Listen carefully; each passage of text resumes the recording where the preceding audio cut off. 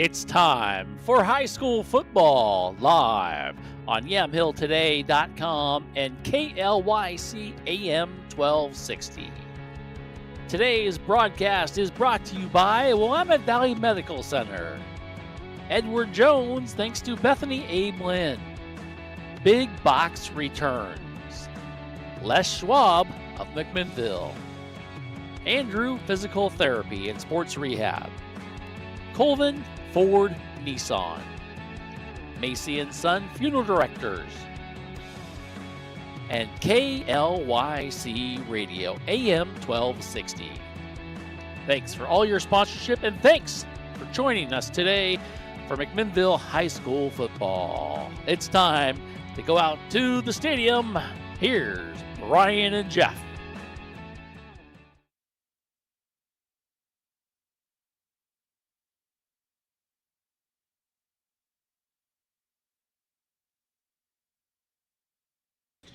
Hey, and welcome, Brian and Jeff here for tonight's action as we get started here with high school football for a new season and another year. And Jeff, always brings out excitement, doesn't it, when you've got both teams coming in at 0-0? It does. And you never know what you're going to get. You do not know what you're going to get, Brian. I tell you, it's been a long 308 days since McMinnville was last on the football field up in the Beaverton area against Mountainside, where they were pummeled in the playoffs, if you remember, 55-7. Let's put that behind us. It's a new year, as you mentioned. It's time to worry about the coming season. And, Brian, there's some bright spots on this McMinnville high school team as we get ready for the kickoff. It's going to be fun to see really who shows up and really the guys who put in the effort. Yep. Well, you got 3-year starter Kane Sullivan, of course. This is his third year as a senior coming back. Last year had a pretty good year. He was about 56% completion percentage, over 1,100 yards through the air. He also had 560 yards on the ground. That's a little bit of an area of concern for me coming into the year, Brian. I thought he carried the ball way too much last year, but I know that due to injuries that they had across in the running backs that he was kind of forced to carry a load. So hopefully this year he doesn't have to put up with that. He had 22 total touchdowns between running and passing last year and 5 interceptions. But gone are some of the big names on the offensive side of the ball that we saw last year. Nick Gibson, Hayden Church, Gabe Blanco. Names you remember. Tyler Ackerman hurt in the third game and was out for the rest of the year. Also Bryce Wilson and Kellen Strom on that offensive side of the ball. The skill people. Those guys, a lot of them are going to need to be replaced, and we're going to have some young guys need to step up this year, Brian, to help Kane Sullivan make those catches, move the ball down the field against some tough teams this coming year on the schedule. But he's going to have help. He's got Landon Fay, a 3-year starter, back on the offensive line, as well as Jacob Fairbanks, the big Jacob Fairbanks, kind of the eclipse. He's a 6'7", big fella, going to be out there protecting Kane as well. So really important for this offense to get going on the defensive side of the ball. They did pretty well last year, Brian. Gave up 32 points a game and just over 300 yards a game. But when it was all said and done, it was the lack of depth and the injuries that really were Achilles' heel to this McMinnville team last year. Yeah, and that's going to be the key, Jeff. How can you stay healthy? How can you stay happy out there? Yeah. Really, and just keep everything going. And all teams go through it. And even if you're having a good start, sometime through the year, you got to get through something. You do, and every team's going to deal with it. Those cannot be excuses. But on these smaller, 6A schools, where you don't have all the depth that maybe those bigger schools do, it does hurt, and it not only does it hurt in the games, but it hurts at practice where you don't always get to go at full speed or at the speed that you need to for those practices. I will tell you one thing, Brian. One thing that we noticed last year was really a nice improvement for the Grizzlies. Tomlin did a good job of getting the penalty numbers down. Yeah. Remember the couple years before that, they were way up. Last year they averaged just over 5 penalties a game, and that was a vast improvement. And so hopefully they can keep them low again this year, because those penalties can really just come up and get you at the wrong times. Their opponents, for instance, last year had about 8 penalties a game. So that is, 3 penalties doesn't sound like a lot, but in a game it can be a lot. Yes, it can. It makes it a challenge, doesn't it? Yes. All right. Well, we've got the band getting ready to come out here on the field, and we've got The team's getting ready. We're about 10 minutes away from kickoff, but keep it tuned. We're going to talk more about this game and kind of keep you updated and get you started because we are starting a brand new season, and we have got 2 home games to start off the year, which will be kind of fun, and we'll bring you all the action. But first, we'll take a break, and we'll be back right after this. Meeting the needs of not only our team, but our community with kindness and compassion and understanding. We have those moments every day. I think that's probably the coolest part of what I get to do. Treating people with kindness is such an important thing to our hospital. From the moment I show up here to the moment I leave, it is just a collection of big, meaningful moments between the community and staff.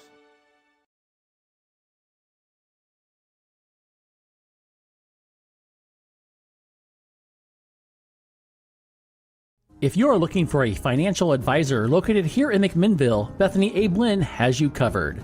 She has a holistic approach and understands what is most important to you, using an established process to build personalized strategies and partnering with you throughout your life to help keep you on track. Her investment philosophy is a long-term approach with an emphasis on quality, durability, historical context, and common sense. Give Bethany at Edward Jones a call at 503-472-0555.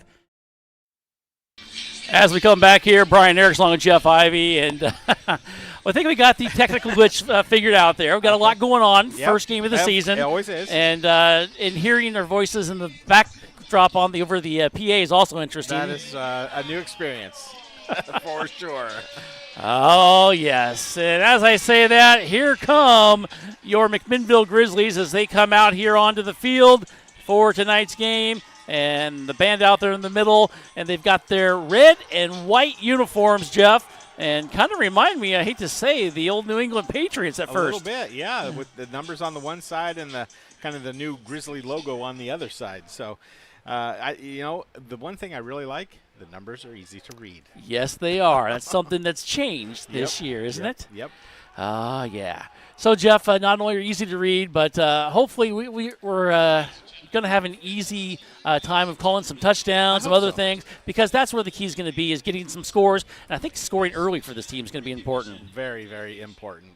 Set the tone early.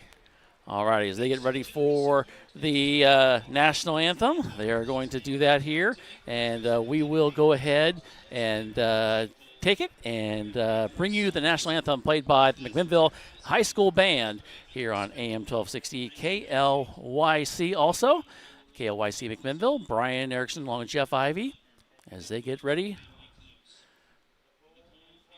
As they're announcing all the seniors, Jeff, so we'll hold off a little bit on that, but actually, I think there's a new flagpole is what they're announcing on the far sideline. I think I heard the athletic director, McGurvin, talking about that earlier this evening, that is a new flagpole they're dedicating. Way on the far side. There we go. We'll get it over there for you as they get ready to bring you the national anthem. And here we go.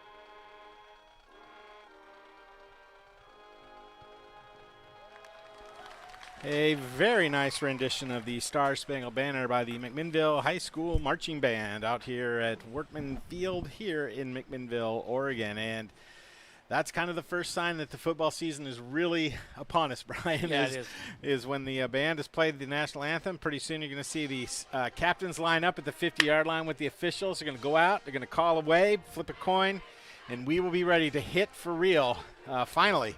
As I mentioned, after 308 days of no football for this McMinnville high school team. I guess they played last week in a jamboree, but yeah, that doesn't count in the standings. It doesn't, you'll learn some things, but you may not learn some things too. Yeah, and I was here at the jamboree last week, and you're right, Jeff. There were some things you did learn. I think some other teams learned other things. Really, they did on the South Salem aspect of it anyway. Yeah. But I think they're not going to show a lot. No. You're just going to go here, going to have some fun, get the kids out there, hit some pads, and get ready for the game. So I think it worked out, and now it's time for some football. But first, we're going to take a break, and we will come back with the first half, at the kickoff of the start of the season coming up here on YamhillToday.com and AM 1260 KLYC. Transitions in life. Sometimes it's difficult. When a loved one leaves us, Macy & Son is there for you, a trusted friend for 5 generations in Yamhill County.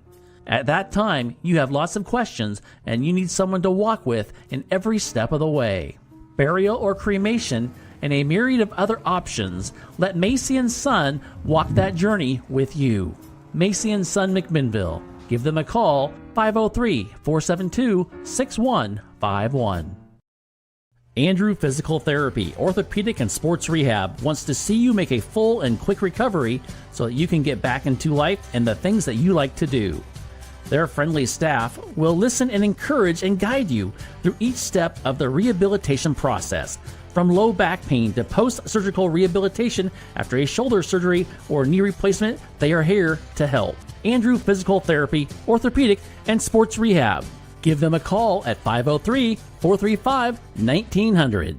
Are you looking to spend less and get more on your next vehicle? At Chuck Colvin Ford Nissan, they've got you covered. As McMinnville's premier Ford and Nissan dealership, they offer a wide selection of new and used cars, trucks, and SUVs, all in a stress-free, customer-first environment. Their motto, big enough to serve you, small enough to care, means you'll enjoy the convenience of a large dealership with the personal touch of a local business. Visit Chuck Colvin Ford Nissan at McMinnville today or call 503-376-9650. Chuck Colvin Ford Nissan.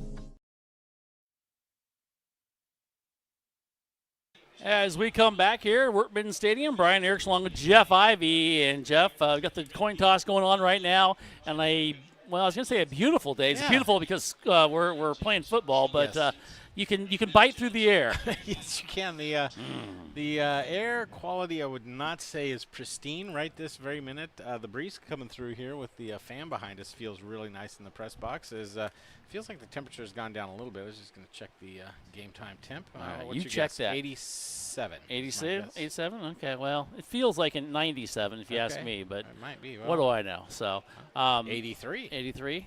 Okay. Well, it's the muggy part, right? It is. It's the feels like part. It does. It feels like part. But, the one thing that does happen sometimes when we have heat like this is we get cramping. Yes, and we were talking at work the other day about if they hadn't started hydrating by Monday, it could be a long Friday night because it can lead to cramping, Brian. You're sweating a lot. You're playing hard. And you don't want to see that. So hopefully both teams are hydrated. They've been on top of that. The coaches knew it was going to be a warm one all week long. And so hopefully they've acclimated and looked like Westview won the toss and elected to go on offense first here tonight, Brian. So we're going to have the Westview Wildcats take the field first. Oh, yes, the Westview Wildcats in their white jerseys. I believe that's black numbers over there. I can put my glasses on so I can see. If it's not black, it's a really, really, really, really, really, really dark navy blue. Well, the good thing is you can actually see it. The that's numbers true. are great. Which, I can see them from over here. I know, it's a you great see thing. number 11 standing over there on the far left? I do. Yeah. I do. Clear. And 14 just came up right next to him. I'm glad OSA went to that. Yes, sure makes it fun. Thank you. About a minute away from kickoff here. Glad to have you here on Yamhill today and also on AM 1260 KLYC McMinnville. Speaking of hydrated. Yes. There you go. Should be a fun year and glad to be back for another season. And, Jeff, the key to the night for McMinnville is to mitigate the fumbles and I think just ball control, and it's going to be Kane Sullivan's show out there. If he can lead this team, that's where it's going to go. Exactly. Yeah, you mentioned it. Let's mitigate any sort of turnovers and the penalties, and let's see who's going to step up for this McMinnville team on the hands team. The not the linemen, the wide receivers, the running backs. Who is going to take the mantle to help Kane Sullivan take a lot of pressure off of him this coming season? All right, as we get ready for the kickoff. And now, this is weird. If you watch an NFL game, they actually get a kick. They actually get a return a ball here. Yeah, it is, because it's so weird to watch NFL. It was so weird. You're right. Last night, and I really think it's going to be what we see here probably next year. It might. Although today on the radio, I was listening to a couple radio broadcasters, nationally broadcast, and they were saying that the NFL will probably adjust the rule because it is totally boring now. So they may make an adjustment or two as they go. The NFL's never afraid to make adjustments to their rules, that's for sure. No, you're right about that. As Alex Kellerner's getting ready to kick for the Grizzlies. And their red uniforms, and he's going to kick it here to the near side. It's going to be taken about the one, dropped and into the end zone. Okay. And unfortunately, well, I guess probably fortunately, Jeff, Austin Voigt just sat on it and went out into the end zone because he had a couple Grizzlies bearing down on him. He did, and he got lucky that ball crossed the goal line out of his hands. He initially kind of caught it, but he fumbled it, and, well, they're going to get the ball at the 20-yard line, so not great field position for the Wildcats. Dan Weaver, of course, the new coach, and we didn't talk about that much, but there's been some turmoil on the Westview team, and just know that there's a new coach that hasn't been there very long. Well, there you go. That was a nice way to put it. Yeah. All righty. As we get ready, Hank Whitworth, quarterback for the Wildcats, sophomore, 6'1". In the backfield with him is Xander Kakakula, and here is a little ball, and actually dropped on the ground just like that. Whitworth had to jump on it, tried to do a behind the back pass to Barton. Almost a fly sweep behind the back type of pass. And unfortunately, not a good connection. Ball's on the ground, and Jeff, they lost a huge amount down there. 7 yards. And I'll tell you what, that running back, Xander Kahula is a big fella. He's 5'10", 200 pounds. He looks bigger than that from way up here, Brian, I'll tell you that. We're going to see how he does between the tackles tonight. It'll be fun to see as Whitworth is in shotgun formation. He's going to hand it off, and going forward may have been a flag in there, and there was face mask. And that was Kakulua. And, Jeff, he got a few yards, but the big thing is that flag. Yeah, McMinnville going to get a face mask there as well. So we talked about penalties, big penalties early, or any sort of penalty, and that's going to hurt McMinnville, give automatic first down to Westview. Yeah, you hate to do that anytime, but especially to get things started. Yeah. And kind of sucks the air out of what you want to do. Yeah, because you were coming out, you were playing well, and you had them drop something, and you tried to make something out of it. And they could have, unfortunately, with the penalty, it hurts. Yeah, so it was 2nd and 17, and now it's from the 13-yard line. Now it's 1st and 10 from the 31-yard line. So big penalty there. Hurts. Whitworth shotgun formation. He's going to hand it off. Kakulua is going to go and nowhere to go. And a good job defensively. And that was the big guy underneath there, Jacob Fairbank with the tackle. And Fairbank with a nice job of getting in there. And I'll tell you, Jeff, saw him at scrimmage.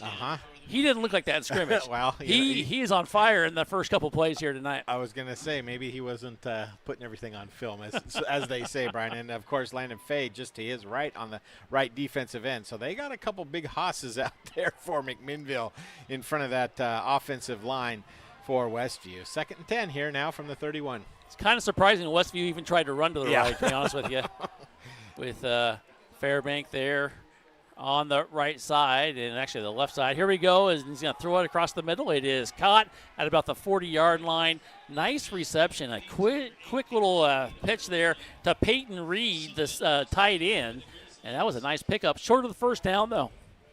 About a yard short. Who do you think the ball's going to right here? Well, Kalualua would be my guess. And he will probably try to run it, I would guess, on the left side maybe. Maybe so. That would be maybe what I would do, but what do I know? as they get him there in the backfield. And now they're changing the play at the line of scrimmage.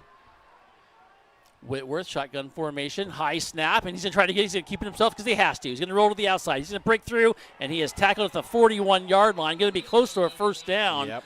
But there is a flag in the backfield. I believe they're going to get a holding call there, Brian, because Fairbanks and Landon Fay were really in the backfield real quick, and that high snap did not help. No. So somebody got nervous, and that is going to negate the close to a first down. I think that's why McMinnville's backing them up, because it was going to be very close to a first down, and they don't want to take any chances there.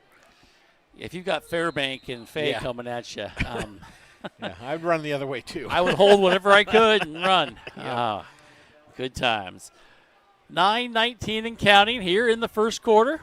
You know, the start of this game kind of reminds me of last year. McMinnville's very deliberate on offense. We're already 3 minutes into the game, and they've gone 11 yards.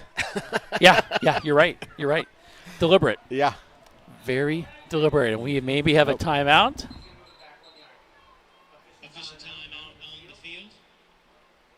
So they're going to talk about something here. Somebody's got to. Well, the officials want to be seen early, I guess. But is he saying somebody's got a equipment problem? And the word is 9 yards only, what they marked it back up here in the press box. And now the officials are going to talk about it. And everyone's going to regroup and try to figure it out once again, and they will move it back 1 yard. Preseason for everybody, or early season? Not early season.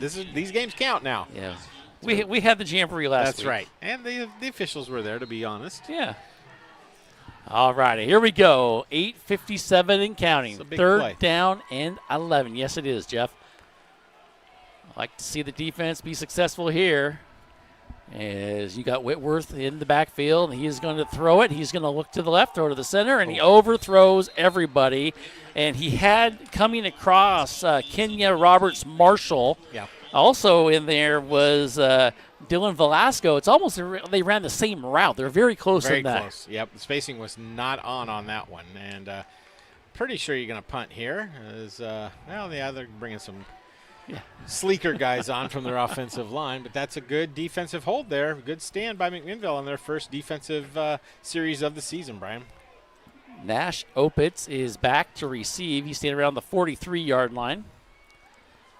As Westview is still taking a lot of time, as Whitworth, the quarterback, is also their punter. That does allow you to do a few things here later on if you want. Yes, it does. Run a couple linemen back onto the field. So we're down to 8:43. Snap not good again, but here is the kick, and Opitz is going to run to it. He's going to take it about the 35-yard line. He goes forward and falls down to about the 40. And let me correct that name there. I believe that was Luis Mendoza. Mendoza with the return, and he gets it. They're going to mark him at the 40-yard line. Pretty good field position for the Grizzlies to start things off in this 2024 season. That's a really good defensive stand, Brian. You weren't quite sure the way it started with that penalty. The face mask penalty could have really hurt them, but it didn't.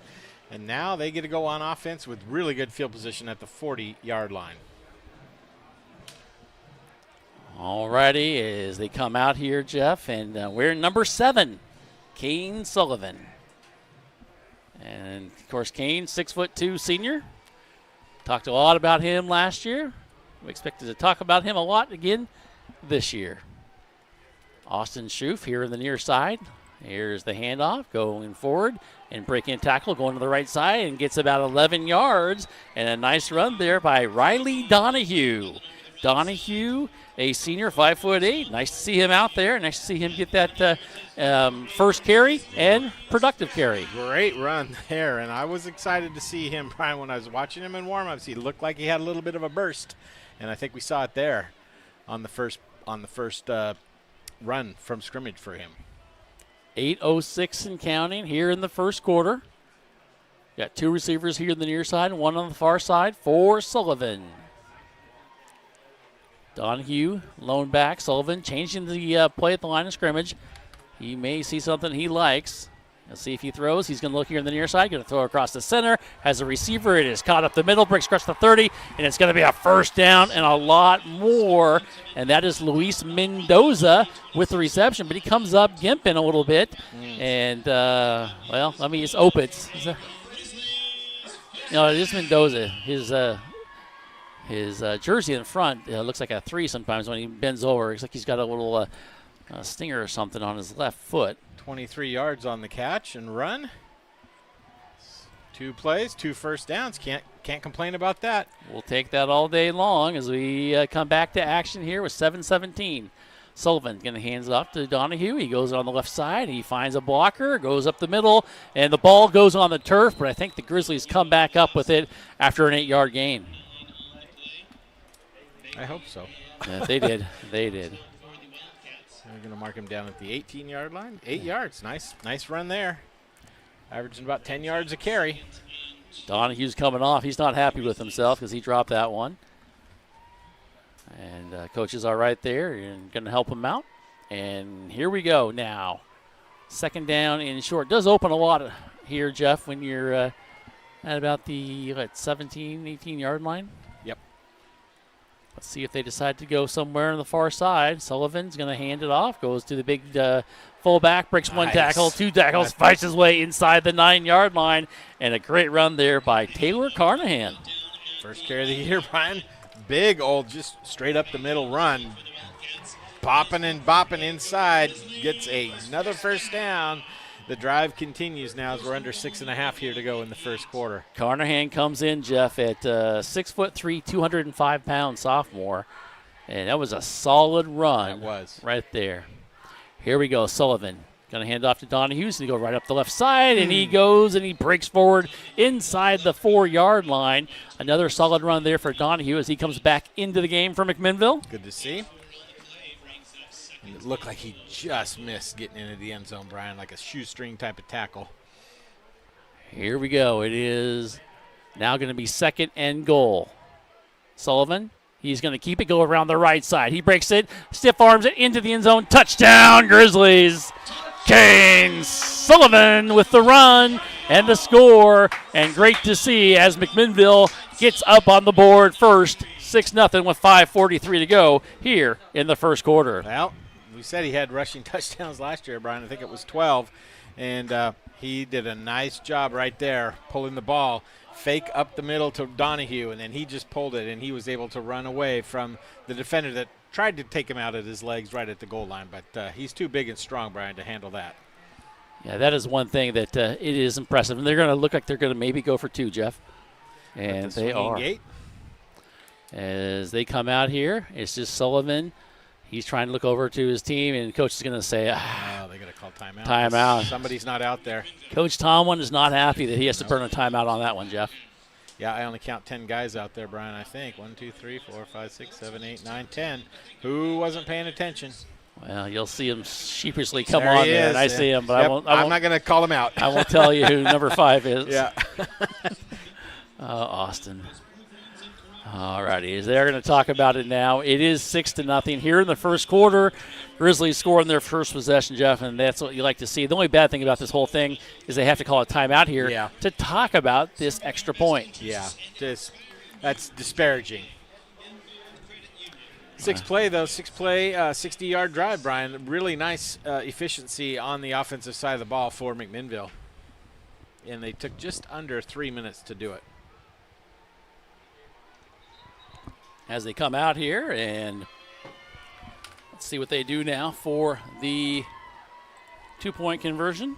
Or do they end up kicking? It's like they are going to come out and go for 2. Sullivan is back there. Here we go. Everyone else on the left side, they're going to hand it off. No, Sullivan's going to keep it. He's going to go behind his big line. He stutter steps his way, and he fights his way. Going to be close. He's not going to get it. So the score will remain 6-0. 5:43, all that, still 6-0. 5:43 left to go in the first quarter. Grizzlies, they strike first. They lead 6-0. Don't go away. We'll be back right after this. Hello everyone, I'm Jacob Fairbank. I'm our offensive lineman for McMinnville Grizzlies. When I shop for Costco items, there's only one store for me. It's at Big Box Returns. I shop there, and so should you. Hey, Big Box Returns is open every Saturday and Sunday, 9 to 5. We are located right across the street from the Yamhill County Fairgrounds. Come on down and see us. McMinnville Les Schwab is a proud sponsor of Grizzly football on Yamhill today. When you shop at Les Schwab, they promise you the best tire value. This means you get free peace of mind protection and free lifetime tire and mileage care included in your purchase. McMinnville Les Schwab. They want to be the neighbor down the street you know and trust. We thank McMinnville Les Schwab for their support of McMinnville Grizzly football. As we come back here at McMinnville High School, Brian Erickson along with Jeff Ivey, and it's Grizzlies scoring their first possession, Jeff, as they get ready to kick off now. And it's nice to see them be successful on that first possession. Oh, huge, Brian, and that's the best way to start your season. Hold the opponent to 11 yards, and then get the ball back and go down and score. All right, Alex Keeler on to kick, and here is the line drive. And it's going to be taken about the 1 yard line by the time he gets a hold of it, rolling around, hits his own guy, comes back this other way, cuts up the middle, goes across the 25 to 30, and then gets hit from behind, and then finally taken down. About a 30-yard return there, and on the return was Brennan Ward. Very good return there. Just kind of patient, just letting things happen in front of you. And I thought initially maybe he'd let it bounce into the end zone, but he made the right call. They got 12 extra yards as they're going to put the ball down right about the 32-yard line, middle of the field. All righty, glad to have you here on this warm Friday night. Got big night going on tomorrow night. A lot of football going on tomorrow as well. For sure. We'll talk about that. You can listen to Oregon State football here on AM 1260 KLYC. So they'll bring you all the action here. Glad to have them on board as we get ready to go with 5:35 to go in the first quarter. Here is the handoff, going to go around the right side and taken hard and taken down right away. I'm trying to see, that wasn't Fairbank. I thought at first it was. It was Cade Foster on the tackle. Yep, from the middle linebacker spot. Kakalaloa was the running back there. Thought he got more than 4 on the play, but nope, it's 4. Good job there by the defense. Those big fellas up front taking some blockers and then letting the linebacker come through and make the tackle. But boy, that running back is a hard runner, I'll tell you that. He's a big fella.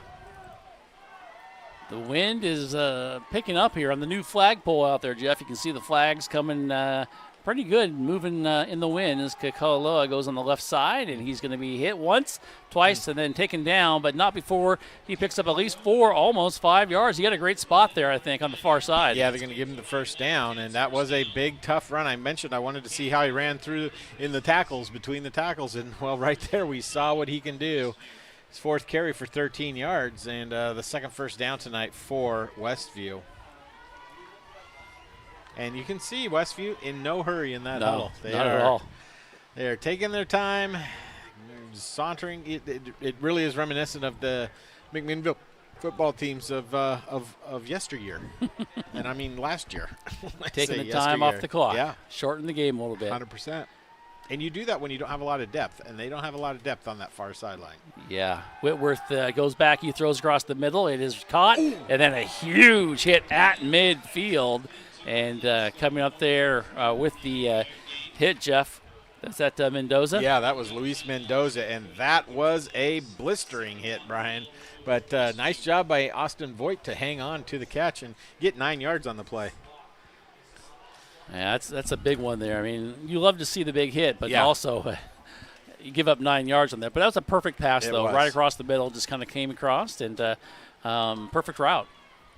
As we're hit 3:33 and counting, as this Westview team's doing what they want to do now with just moving that ball down slowly but surely. Can you say ball control? Yeah, we've seen this from a lot of teams in the last few years, haven't we? Yeah. Yeah, it's a good strategy. Yeah, they're going to throw it now. Why not? He's going to keep it, go up the middle, and go. That could be a flag there. As he does go to the ground quickly.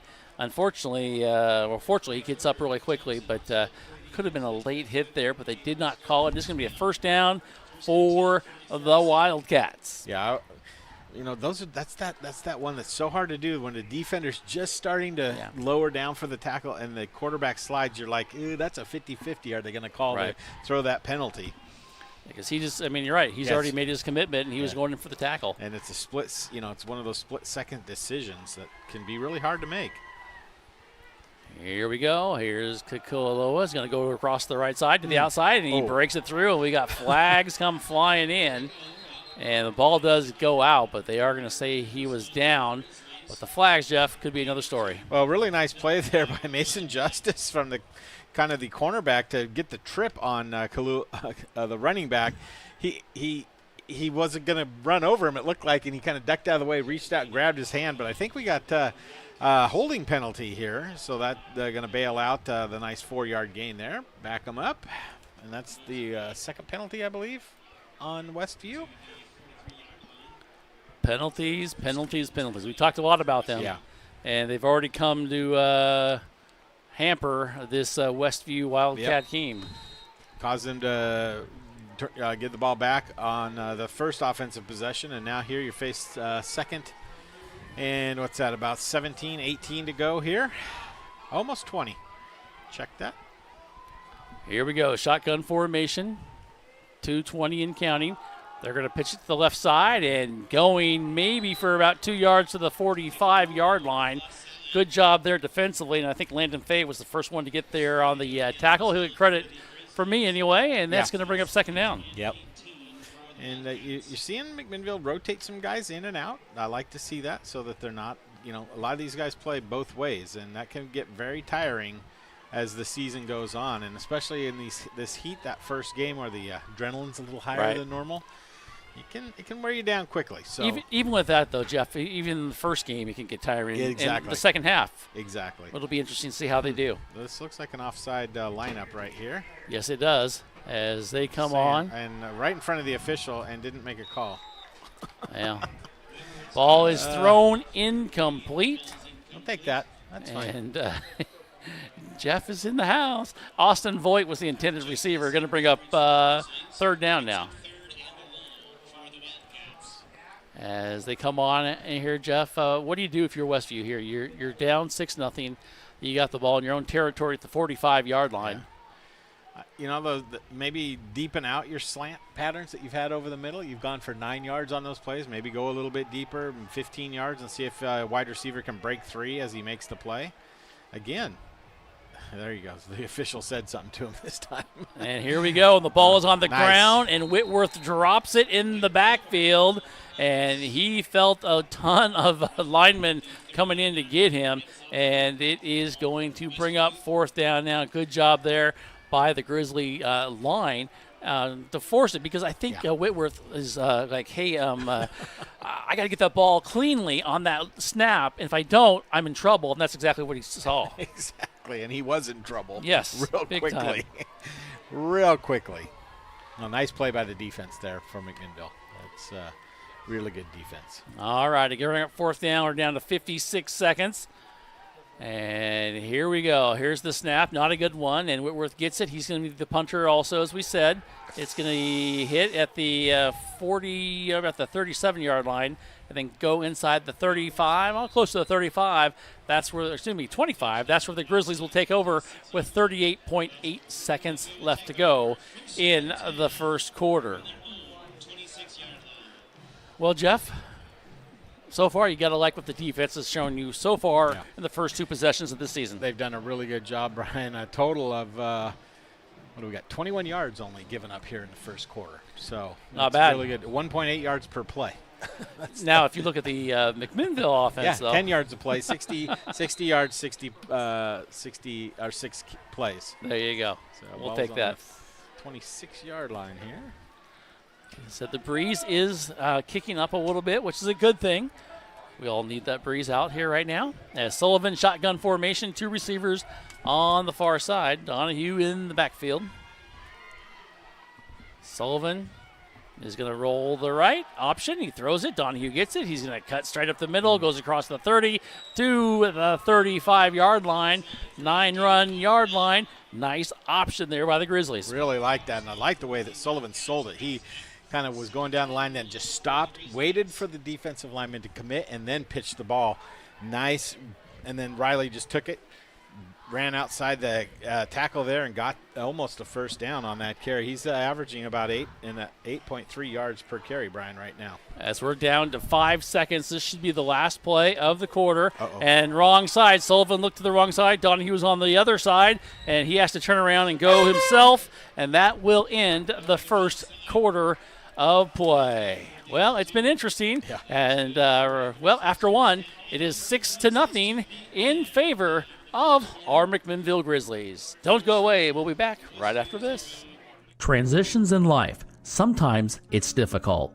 When a loved one leaves us, Macy & Son is there for you, a trusted friend for 5 generations in Yamhill County. At that time, you have lots of questions and you need someone to walk with in every step of the way. Burial or cremation, and a myriad of other options, let Macy & Son walk that journey with you. Macy & Son McMinnville. Give them a call, 503-472-6151. Andrew Physical Therapy, Orthopedic and Sports Rehab wants to see you make a full and quick recovery so that you can get back into life and the things that you like to do. Their friendly staff will listen and encourage and guide you through each step of the rehabilitation process. From low back pain to post-surgical rehabilitation after a shoulder surgery or knee replacement, they are here to help. Andrew Physical Therapy, Orthopedic, and Sports Rehab. Give them a call at 503-435-1900.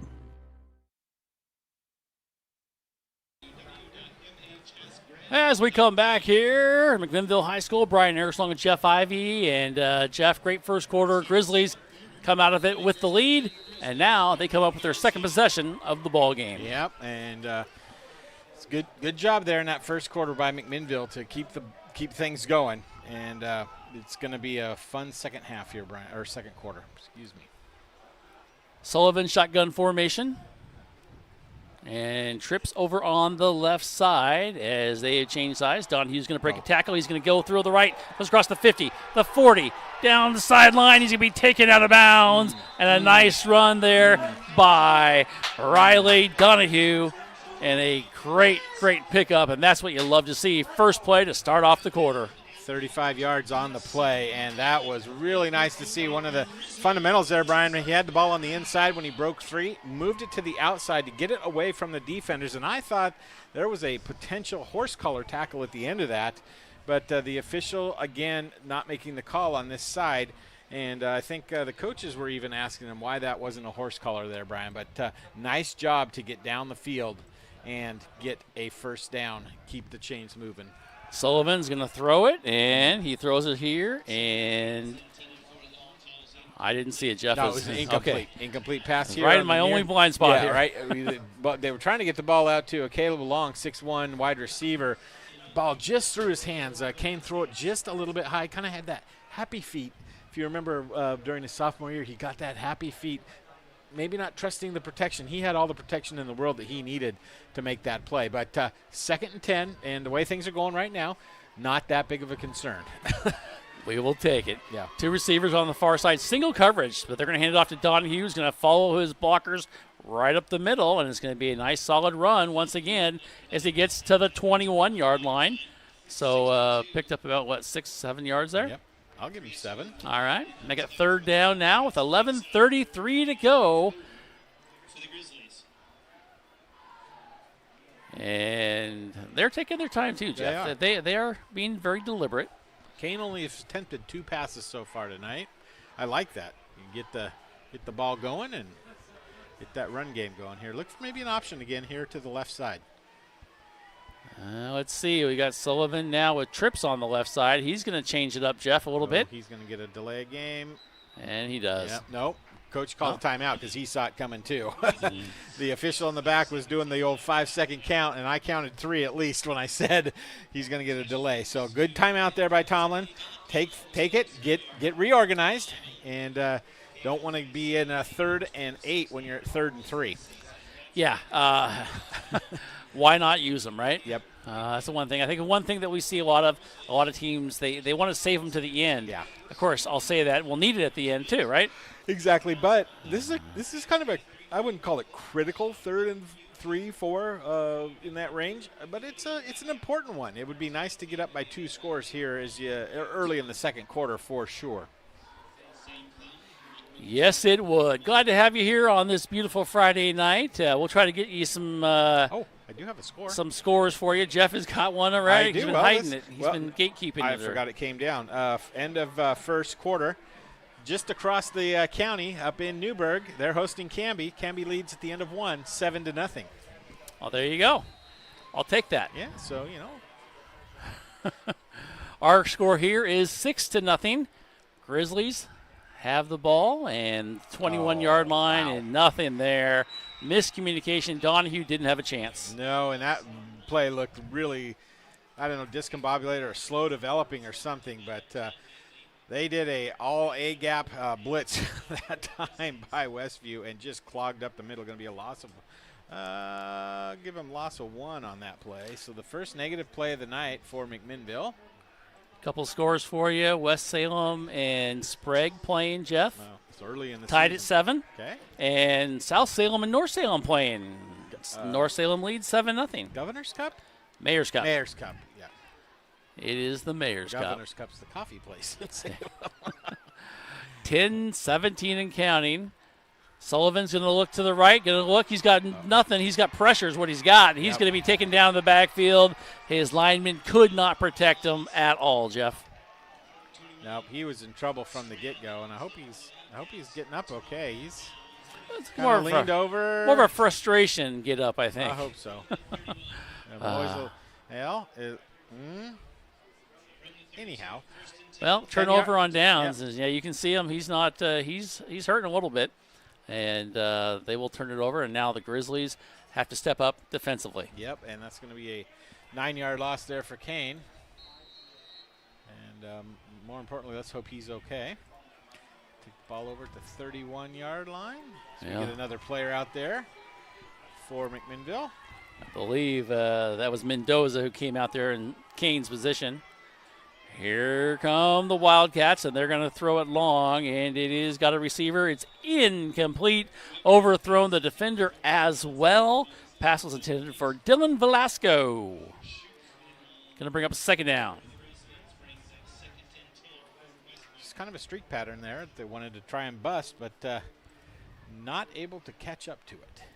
They saw something over there because they really have. That's the first time they've thrown that. Yeah. Pass all evening long. 10:03 to go here in the second quarter. Grizzlies lead 6-0 on top of the Wildcats. Here on this breezy, I can say that now, breezy Friday night finally. Here we go. Handoff to running back, and he's going to spin his way for about 3 yards to the 35-yard line. Up to 19 yards now on the night, Brian, on 6 carries. So just over 3 yards a carry. They're putting the nose of the ball right on that 35-yard line. 3rd and 7 here now. Look for something in the middle would be my guess. The tight end, possibly. That's what they did a couple times in their first couple possessions. We'll see what they decide to do. Kind of a nice reddish glow out there now. Sun setting? Yeah. It's the I hope magic that's hour. The sun. Let's hope that's not like half the forest behind us on fire. I'm ready for winter. Are you? Yeah, pretty close. Okay. Pretty close. It was a little warm in my room today. A little warm in my room today. Yes, it was. As we have. We'll go ahead and take it. Yeah. All righty. With 9:17 to go in the second quarter, Grizzlies still lead 6-0. Timeout Westview. We'll be back right after this. Are you looking to spend less and get more on your next vehicle? At Chuck Colvin Ford Nissan, they've got you covered. As McMinnville's premier Ford and Nissan dealership, they offer a wide selection of new and used cars, trucks, and SUVs, all in a stress-free, customer-first environment. Their motto, big enough to serve you, small enough to care, means you'll enjoy the convenience of a large dealership with the personal touch of a local business. Visit Chuck Colvin Ford Nissan at McMinnville today or call 503-376-9650. Chuck Colvin Ford Nissan.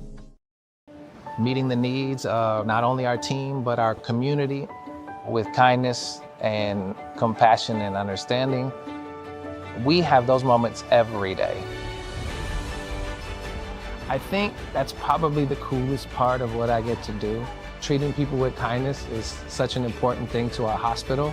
From the moment I show up here to the moment I leave, it is just a collection of big, meaningful moments between the community and staff.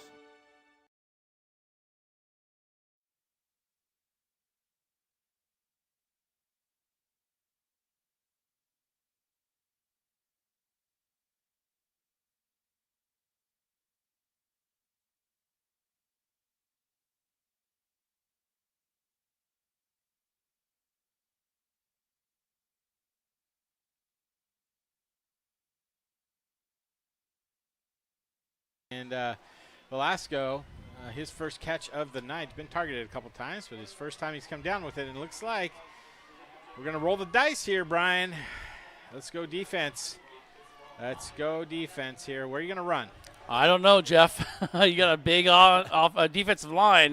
You might try to draw him off. No, you're going to give it to the big running back, and he's going to get enough. Just enough. Just enough, yard and a half, and they found a little weakness on that right side. I don't know if everyone thought they were going to go left, but they went to that strong side, and they got a first down. That's a big first down for them because they were in their own territory. They were in their own territory, and they did a good job as big fella Jacob Fairbank coming off, getting a little bit of a rest here, and I think that's good, Brian. Rotate those linemen in and out, give them a few downs off, especially as important as he is on both sides of the ball. Now you got the two wide receivers on each side. We're at the 8-minute mark. They're going to throw to the right side. It is caught, goes across midfield, and gets inside the 43-yard line. Another big run, and Jeff, he's going to his usual guys there. Once again, Velasco with the reception. Yep, 14 yards and a first down on the play, and that was just a quick hitter on the far side, Brian. A wide receiver downfield blocking for him, and he did the rest. Yep, and that's just a nice play there. 14 yards for Velasco. I think Westview's thinking, let's get around this or this defensive line. Yeah, stay away from try to make something happen on the outside, and that's kind of what they're trying to do here. 7:35, first and 10.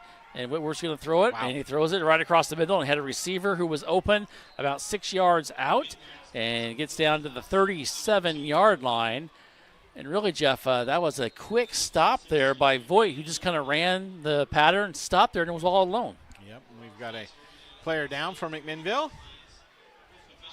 Let's see here.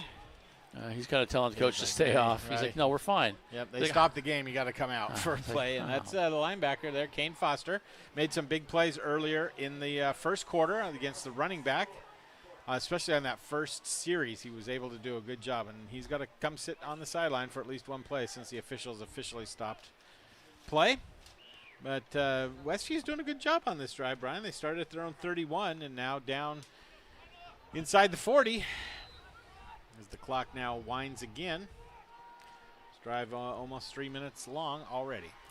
That's what they like to do, as we've said. They're going to hand it off to the running back going to the far side. And he's going to cut it up now, gets a first down and more, gets inside the 20, one guy to beat, and he's going to not beat him as he gets taken down inside the 10-yard line.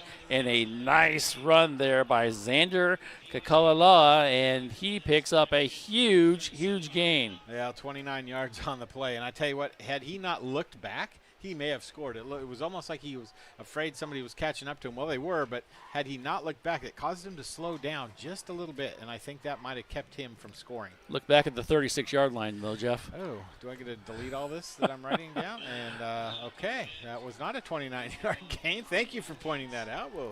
I just happened to look up, and it's like, there's some laundry on the field. And it's tough. And, you see Velasco who's walking away like, I can't believe that. There's no way that's going to be called. I think it was away from the ball. Big time away. But you know what? If you're a McMinnville fan, you'll take it. Instead of 1st and goal from the 8, it's now 2nd and 14 from the 47. So a 38-yard penalty there, Brian, in essence. We're under 7 minutes to go here in the second quarter. Got an update from Newburgh across the county. 7-14, Canby in the lead now in the second quarter. See if the Tigers can come back in that ball game. Yeah, it's early second quarter. Here we go, and they're going to do Nice. a delayed draw, and nothing there. You had Fay in the backfield, Fairbank there. Even Donahue's getting on the action there with the big stop with the big guys, and it's going to be a good job defensively. Huge back to the 48-yard line. Similar to the play that McMinnville had on a 3rd and 3 where they went to the middle with their running back. McMinnville called the A-gap blitz right at the right time, Brian, because that whole middle was full of big fellas. And there was nobody going to move 4 big guys like that out of the middle of the field. Not a chance. Nope. Well, in high school level. Hey, there you go. There you go. But at this level, in this game, for sure not. That was clogged as a bad artery. 3rd down and 19. Ball sitting at the 48-yard line of the Wildcats. Here they go. They're going to go to the air. They're going to throw across the middle. Have a receiver. It's incomplete over the head of Brennan Ward, the tight end, and that will bring up 4th down now, and they've got to punch it. Well, I say that, but they've got it. Would. You do have your quarterback as your punter as well. Yeah, 19 yards is a long way to go at midfield for a 1st down. And you're only down 6-0. Yeah. And this game's closer than I think a lot of people thought it was after the first couple of possessions. McMinnville subbing again. Some linemen come in and out. That's good to see. Give them a break. Let them get a little more fluids in them. It's a lot of confusion on the Westview side again with their punt team. The same guy. Forgot that he's on the punt team. Well, he's out there now as they do Nice get it punt. off, and it's going to be a nice punt. It's going to go over the head of the receiver. It's going to go down near the 12-yard line, and that's where they will down it. And the Grizzlies will have it with 5:35 left to go here in the 2nd quarter. Well, the punting's been good for Westview. Yes, it has. He's averaging about 38 yards a punt.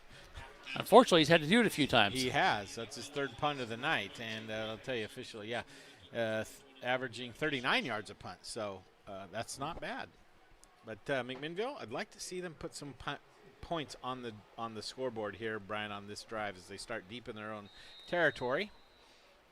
Yeah, I think a good thing to do now is have a nice sustained drive, take some time off the clock, put it in the end zone, and get a 2-score lead. And I think you'll be very happy at halftime. Speaking of halftime, you can see the band starting to come off in the backdrop there. Good. As they will be performing at halftime. Here we go. Sullivan's going to look to the near side. He's going to throw across the middle and is caught across the 20 and taking some huge hits.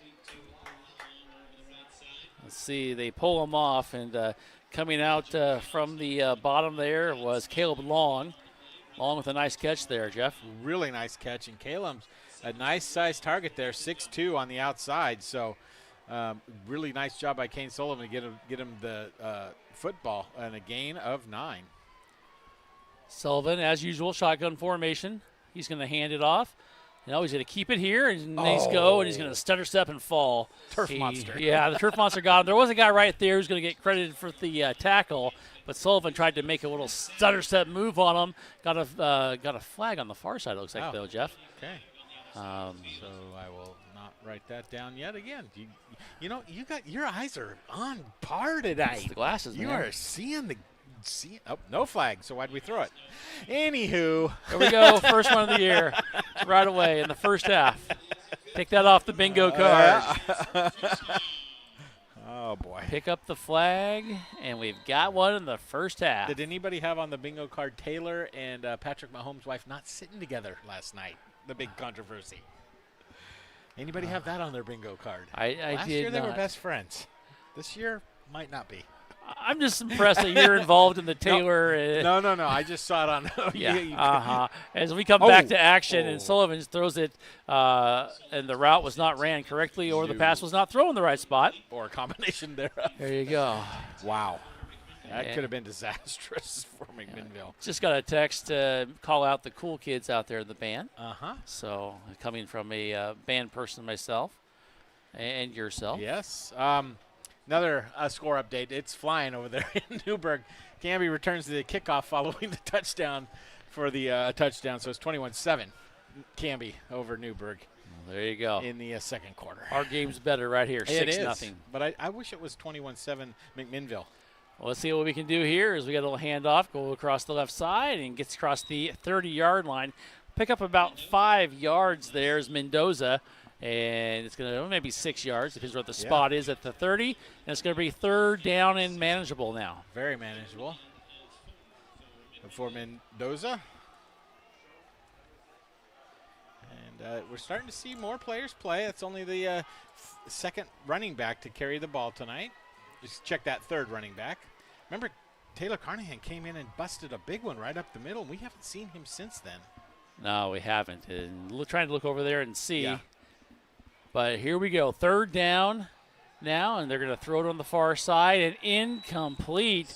Sullivan kind of looks like he missed it, and looking for Caleb Long, I believe, on the far side. Yep. Just overthrew. I think Caleb was there. Yeah, Caleb's tall, but he's not quite that tall. And again, I think you see Kane not quite trusting his offensive line. He had time, Brian, and he just gets a little bit of happy feet, and when he does that, he releases the ball just a little bit too high.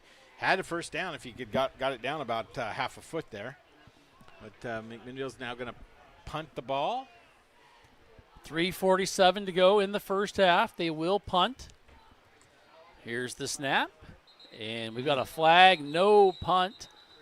Nice high punt, though. As the official is going to illegal substitution against McMinnville. Still fourth down. Moving on back.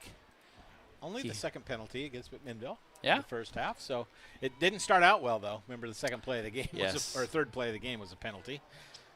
So We've been through worse. we have. So they've gone a lot more plays since then. They've looked pretty good here.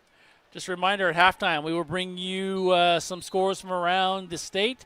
We'll bring you scores from around the county as well, and we'll talk maybe a little bit of college football coming up tomorrow as well. And we'll break down this as we have a high snap, but Keeler was able to get to it and get a snap, or get a kick off, and it's going to hit at about the 47-yard line and came close to hitting one of the Wildcats, and it's going to be down right around the midfield, and that's where Westview will take it with plenty of time, 3:37 to go here in the second quarter. Yeah, a lot of time there. I thought that ball was going to come very close as it came down to the player over there on the far sideline. I could hear the coaches in my headphones yelling, "Get away, get away, get away!" And fortunately, they were able to do so. Get away, get away. Is there some, what band is that? Some song. I don't remember. We'll figure it out. We'll figure it out. All right, here we go. Grizzlies defense needs to step up here, Jeff. 6-0 lead McMinnville has here with 3:37 to go in the second quarter. As we come out here now with Westview having a little bit of problem with their own. Whitworth trying to direct traffic. And he does get Roberts Marshall in motion. He's going to throw over on the far side. A little screen set up. I believe that's Velasco. And Velasco is going to go forward. And he is hit hard. But he's also out of bounds. And he comes up pointing first down. I heard a whistle. Does that mean a penalty somewhere? Yeah, there's a flag. Officials are meeting at the 37 or 34-yard line. Is there Kane a flag? with a hit out of bounds. I'm wondering if they're going to get him with the shoulder. Is that what they're? It looked like an official was pointing like at his shoulder, and I'm not going to get Kane for a target. Yeah. Again, why do we throw the flag? I'm just going to let you go ahead and talk. Oh, my. They do pick it up, and it is 3:31 now. 6 seconds going off there. 15 yards on the play. Red Hot Chili Peppers. Oh, there you go. See, I knew I'd come to my senses and remember it. Yeah. All right, here we go. 1st and 10. Westview going to hand it off here on the near side, and he's going to try to follow his blockers, and he's going to stutter step, and he's going to be taken down at the 34. And Jeff shows me there's a flag at the 31. And now they're up there raising their hands like, what do we do? Well, do you see where all the players for Westview were? Yeah. The play ran clear over here, Uh-huh. and we throw a flag on almost the far hash. How did that affect the play is what I'd like to know. It goes against Westview, which McMinnville fans will take it. I But see what you're how saying. does that affect the play? It doesn't. It does not. It doesn't. That cornerback, linebacker on the far side is not going to make a play to stop that play right there. Not at all. And You know, you say that, and it's interesting, Jeff, because it kind of goes into what Westview does, though. yes, They're okay with it a little bit because it takes more time off the clock. it does. It certainly does. But it leaves you in 2nd and 22, 23. Yeah, that makes it a little more difficult. As we come out here in Whitworth, shotgun formation. And it looks like the official wants to take the snap. He's talking to him about something. Here we go. Clock is now running again with 3:18. Another flag, and it's going to be thrown right down here. Incomplete. I think they're going to call the offsides this time. Velasco is frustrated with himself that he dropped the ball. And, yeah, I think you're right, Jeff, because it's going to go against Westview. Now, do you decline it and make it 3rd down, Brian? And Illegal formation. Bring it on back. Still going to be first they're down. They're going to accept it. Back to the 49. First and, 25 now? 25, yep. Okay. 3:14 to go. I hate to say it, but the game's kind of gone into a stall It here has. on both sides offensively. It has. Maybe the defense isn't that good. First and 25 now. Boy. Now we got the officials that want to talk about it. Well, you know, it's 10-21 in Newburgh now. Field goal by Newburgh. You're keeping tabs on Well, that. you know, You've I that. got a reporter at the game tonight, Derek. He's giving us the score updates fast and furious as they happen. Oh, my goodness. Okay, okay, they must have declined the penalty. That's what that's going to be. Guess they assumed they were going to take it. They do decline it, Yeah. and now it's going to bring up So that second was an down. incomplete pass, not a penalty. Here we Take that go. off the board. Back to action. They're going to throw on the far side. Has a receiver. It is caught into the end zone touchdown. Oh, with No, they didn't call a penalty, fortunately. But guess who, Jeff? That's that was Dylan Velasco. Yep, and that's his 4th catch of the night, Brian. A 44-yard beauty puts him up to 78 yards on 4 receptions and the touchdown. That ball was perfectly placed. Perfectly placed. Yes, it was. And now Westview's got a chance to go up by a point if they kick the extra point here. Well, Whitworth will be kicking the extra point. And Velasco with the reception and the score as we are tied up now at 6. And Whitworth is yelling over to the sidelines. Why don't they just take a timeout? They've got a few. Is this going to be the same guy on the right side of the center? No, he's the end guy. Yeah, a lot of guys that trying to figure out where they're supposed to be. Here is the snap. It's perfect. The kick is up. It's blocked, it looks like, and it still goes through. With 3:04 left to go in the second quarter, the Wildcats, they take the lead. They lead 7-6 over our Grizzlies. Don't go away, and we'll be back with the rest of the second quarter right after this. If you are looking for a financial advisor located here in McMinnville, Bethany Ablin has you covered. She has a holistic approach and understands what is most important to you, using an established process to build personalized strategies and partnering with you throughout your life to help keep you on track. Her investment philosophy is a long-term approach with an emphasis on quality, durability, historical context, and common sense. Give Bethany at Edward Jones a call at 503-472-0555. Are you looking to spend less and get more on your next vehicle? At Chuck Colvin Ford Nissan, they've got you covered. As McMinnville's premier Ford and Nissan dealership, they offer a wide selection of new and used cars, trucks, and SUVs, all in a stress-free, customer-first environment. Their motto, big enough to serve you, small enough to care, means you'll enjoy the convenience of a large dealership with the personal touch of a local business. Visit Chuck Colvin Ford Nissan at McMinnville today or call 503-376-9650. Chuck Colvin Ford Nissan.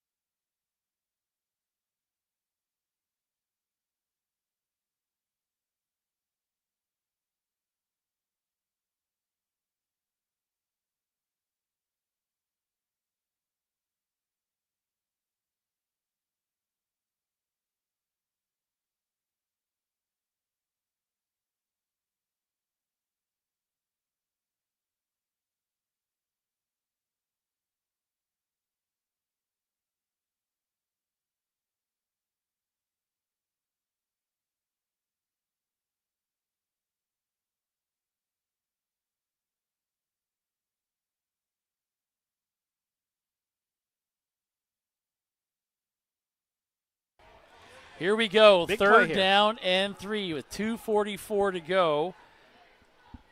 2 receivers on the far side, 2 here on the near side. As we go, the handoff, going to go right up the middle. Donahue gets it, and he's going to get to about the 37-yard line. Nice play there. Donahue at 74 yards, Brian. That's kind of what I'm talking about. He's averaging just under 10 yards a carry, and that's kind of what I'm talking about. I don't understand why they abandoned giving the ball to him, man. Ride that thing out. And here we go. And Sullivan, he's got a guy going right at him. He throws it. He is hit, and it is tipped at the same time. Incomplete. Lot going on there. Defensive end just was left wide open. Yeah, he had a free shot at Kane from the backside. And that's the 4th incomplete pass in a row. Kane now only 2 of 7 in this ball game for 32 yards, Brian. And talked about Kane needed to get his completion percentage up a little bit from last year where it was about 55-56%, and it's not getting the job done here in the first quarter. Second down and 10, 2:17 to go. He's going to hand it off to Donahue, runs right up the middle, and he is taken down quickly after a budge of about 2 yards. It looked like he went high at the neck, whoever's arm that was that came poking out there. And McMinnville in no hurry to get this play off. The bugs start coming in. I love fall time, early fall. Yes, they are coming in. I'm trying to get them off the screen. Here we go. And looking over here is Sullivan. He's going to go. He's going to be flushed out of the pocket. He's going to be taken down the backfield at the 32-yard line. Tough one, Jeff, because there was nobody there. His offensive line is not giving him any time. He is not, Brian. That's the second sack of the night. Going to leave a loss of 6 on the play. And Westview's going to call a timeout, Brian, because they know they can get the ball back with 1:30. And this is their second timeout of the half. So good defense and just kind of a not quite sure what's going on with that McMinnville offense right now, Brian. They came out and looked pretty sharp on their opening drive, and since then it has kind of been an uphill struggle. It really has, and we'll see what they can do with 1:31 defensively. Glad to have you here listening here on YamhillToday.com, also on KLYC McMinnville. Glad to have you along for the ride. We're trying to get a few bugs here and there. We're trying to get them out of the thing and off the screen. I want to say hello. My mom is listening, Hi, Fran. she's checking up on us and making sure we're there, and Jackie's there. And that's why she's checking up on us. That's right. That's right. Oh, well. And great night here for football and great crowd. Nice job by Westview. Brought quite a few people out over on the far side. Good to see. And here we go back to action. Unfortunately for McMinnville, they will be punting. Sullivan standing at the 20-yard line. 1:31 to go. And standing back for Westview is Voigt. And he is going to do a fair catch at about the 35-yard line. And that's where it will be down. And with 1:25 to go now, Jeff, if you're McMinnville, defense is going to have to be a little stingy here, make a play. They 100% are. I'd like to see a turnover, actually, Brian, would be really nice. As they take it 35 yards to go. Or it means 35-yard line, 65 yards to go. If you're Westview, I think you go to those big passes. I think McMinnville is going to be expecting that, and that's what has worked well for their big plays today. It has been. Get those wide receivers out on the edge. There's the main one. Is he on the far side, right? Velasco. Yes, having indeed. a good first half, 78 yards on 4 receptions with a touchdown. Not bad. I don't want to see him catch anymore tonight. I'm going to be honest with you. Whitworth, he wants to throw it. He's going to throw it right down here, and he's going to overthrow everybody. Had 3 guys on the receiver here. That was Roberts Marshall. Was on a fly pattern there. He's on the ground now. I'm not quite sure why. What are we doing? What are we doing? Well, he's saying that he was hit and he's got cramps or something. He's going to run back. Yeah. He's got a little limp on him. Yeah, he should. I can't believe the official didn't blow the play dead.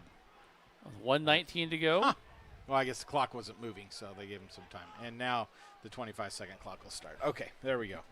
You see Jeff's mind just processing I was the whole thing. like, well, the clock's not moving, so they're going to give him time to get off. Here we go. They're going to throw right in there in the middle, and it is incomplete. Pass intended for Voigt, and he drops that one. Best case scenario right there, Brian. They've taken 10 seconds off 2 plays.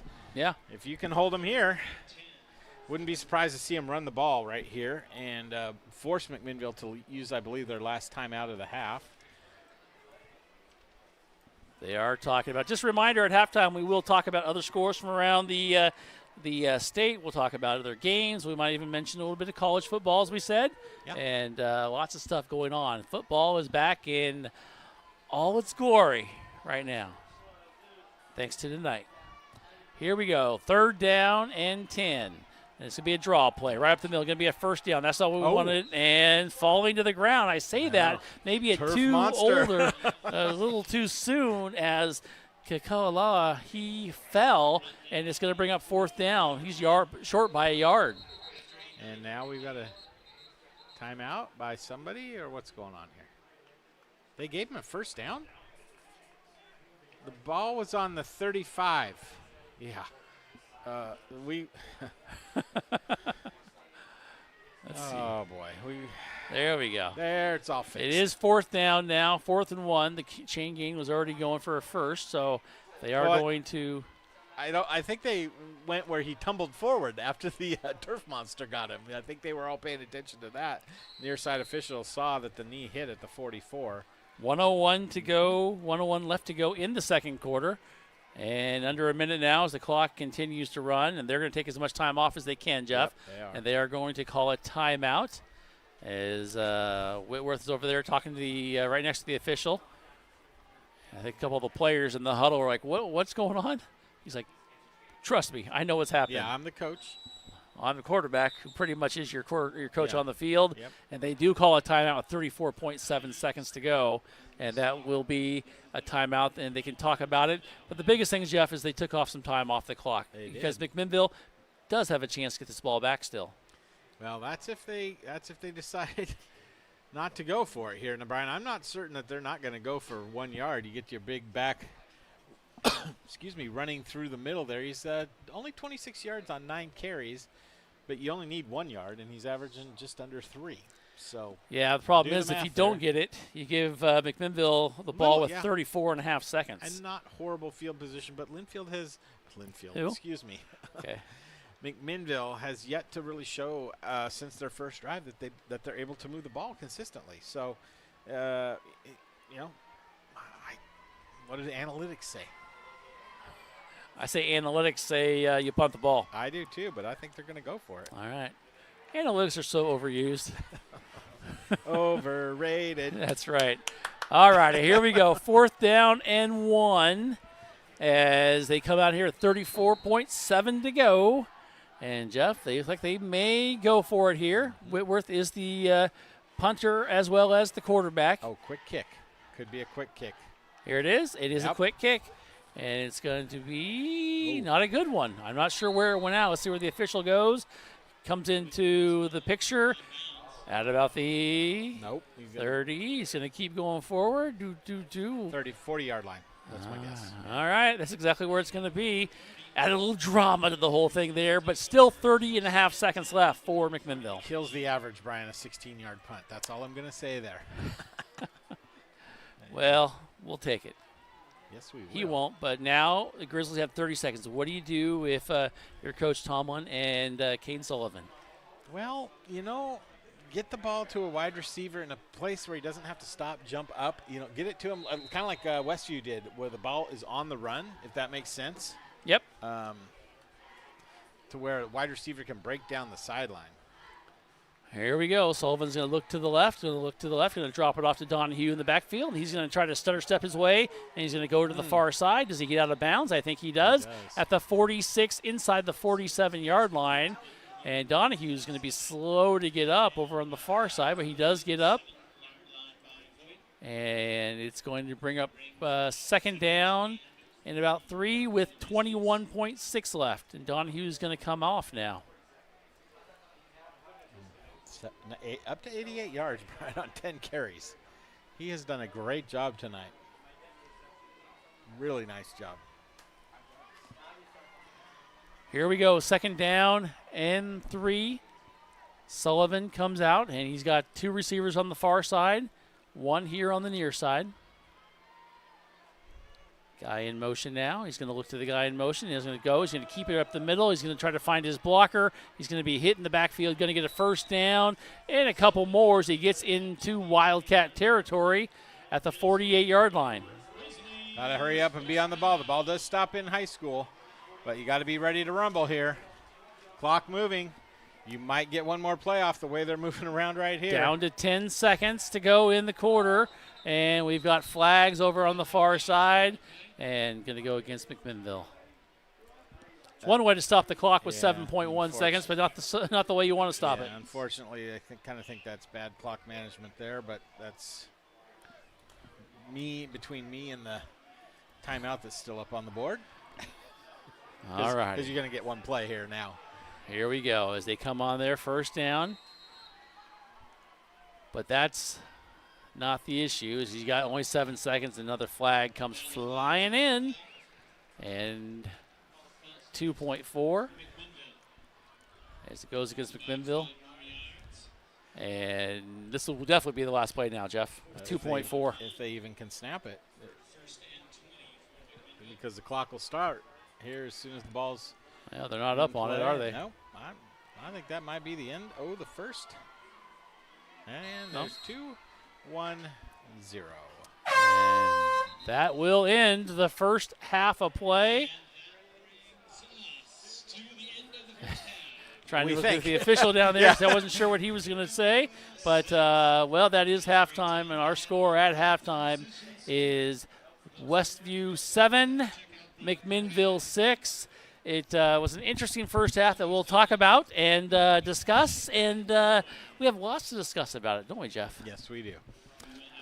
Very, very interesting. All righty, don't go away. We do have lots to talk about this game. Our score is 7-6 in favor of Westview.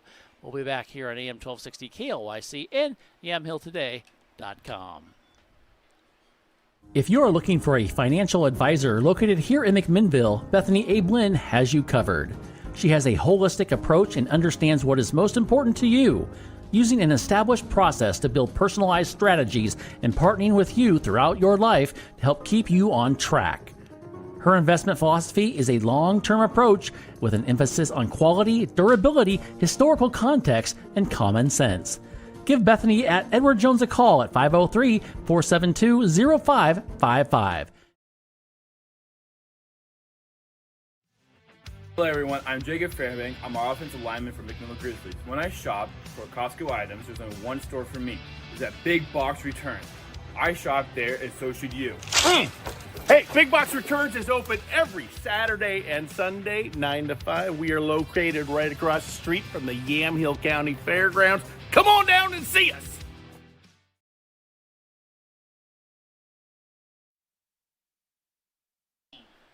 As we come back here, Brian Earslong and Jeff Ivey. And Jeff, a first half that really, that first possession, McMinnville looked great. They did. I thought, oh, this is going to be a great start to this football season. And just come right out of the gate on their first possession, go 60 yards in 6 plays in about 3 minutes. And boy, howdy, things were looking good. But since then, it has been just a struggle to get much done on the offensive side of the football for McMinnville. One thing we look at is the defense. The defense looked really good. I mean, they only gave up 7 points in the first half. That's a positive there. Yeah, very good. And, penalties, they had 4, but a couple of those were late in the half for a false start and illegal formation. So you can fix those. Yeah. No holding, anything like that. There was the big 15-yard penalty to start the game in that first drive, but it did not come back to haunt anything that Westview was able to do. So there were glimpses. There were glimpses. But at the same time, there were some things that I don't know if they weren't playing with urgency. They're getting tired. It was hot. The sun's down now, so right. And you got a nice breeze coming through. I'm going to guess the temperature is probably down below 80 now, but it's still humid, and that's the thing that can kind of get to you as you play through these games. Yeah, we're at 77 degrees right now, and actually there's a chance of rain in the forecast about 9 o'clock. Perfect. Perfect. Oh, I'm just saying that I just saw that. One thing that David Manriquez and Norm Ordez have always told me, you got to be prepared for rain. That's right, and we are. We always are. We're right here where we're going to be just fine. But, Brian, they started off, you think, statistics speaking, that the second quarter was not that good for McMinnville. Well, they had 71 yards in the first quarter, 71 yards in the second quarter. So really on paper things were even. They just had more plays in that second quarter. They had 8 plays in the first quarter and 18 plays in the second quarter. So things slowed down immensely for them. We look at some of the total statistics in the first half. We'll look at the team stats first. McMinnville was 7 first downs. Westview was 6. 142 total yards for McMinnville. 116 for Westview. McMinnville's averaging about 5.5 yards a play, and Westview's 4.5 yards per play. 2 of 7 passing for 32 yards through the air. And 7 of 14 passing for Westview, 102 yards through the air. So 70-yard difference there through the air. McMinnville's really done a nice job on the ground, holding Westview to 14 yards on 12 carries, just over 1 yard per carry, and doing a fantastic job running the ball, 110 yards on 19 carries, just under 6 yards per carry. Both teams with 4 penalties. No turnovers in that first half. Punting, McMinnville has 2 for 27-yard average, and Westview has 4 for 33-yard average. And time of possession is about 15 minutes for Westview and 11 minutes there for McMinnville. So Westview's done their job that they wanted to do. They wanted to come out in ball control. We could see that right away from their first offensive series where they were just slow, sauntered to the line, took their time, and did what they wanted to do. And took them a while to get on track in that offense on their fourth possession of the first half. Looking at individual statistics for the visiting Westview Wildcats, coached by Dan Weaver. They're out of the Metro League up there in Portland. There's some good schools in that Metro League.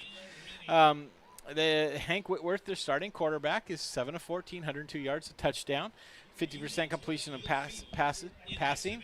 Xander Kalua has 9 carries for 26 yards, averaging 3 yards a carry, and Hank Whitworth has been sacked twice. He's carried the ball 3 times for 12 negative yards. Austin Voigt, 2 receptions for 15 yards. Peyton Reed has 1 reception for 9, but Dylan Velasco, he's been the guy, the speedster on the outside. He's got 4 receptions for 78 yards and a touchdown for the Wildcats. For McMinnville, we look at the starting quarterback, Kane Sullivan. To be honest, it's been a struggle tonight in the passing game. 2 of 7 for 32 total yards. It's 29% completion percentage. So not his best start to a season. Riley Donahue, though, nice to see him come in. We got Nick Gibson gone, Gabe Blanco gone, some of those other running backs of the last couple of years, and it was interesting to see who's going to take their place. Well, Riley Donahue looks like he is. He's got 88 yards on 10 carries, doing a nice job. Taylor Carnham, 1 carry for 10. Kane Sullivan's carried the ball 6 times for 7 yards total. 7 yards for 6. Reverse that, timeout, block it. 7 carries for 6 yards for Kane Sullivan. My bad. 1 rushing touchdown, the only score of the night. And Luis Mendoza has 1 rush for 6 yards. And Lewis has 1 reception for 23 yards, and Caleb Long has 1 reception for 9 yards. Not a lot of scoring to recap. McMinnville took their first opening drive. They went 6 plays, went 60 yards in 2 minutes and 54 seconds. They did the swinging gate play, and Kane Sullivan was stopped just short of the goal line, I thought. And they led with 5:43 left to go in that first quarter, 6-0. And after a couple punts by each team and an over on down, Westview took the ball at the McMinnville 51-yard line with 3:37 to go in that second quarter. They went 49 yards in 4 plays. It was a beautiful rocket of a pass down the far sideline to Dylan Velasco from their starting quarterback. And in 33 seconds, they were able to go 49 yards in 4 plays. The kick was good, and so they lead, and that's our score at halftime, 7-6. So McMinnville comes out after the halftime break, and they get the ball. So I'd like to see what kind of adjustments are going to be made by the coaching staff, see if they get a little more play calling, see if they go back to the run, trying to establish that run. We mentioned it also at the beginning of the game. Depth could be an issue for Westview. Not a lot of guys came on this trip tonight, Brian.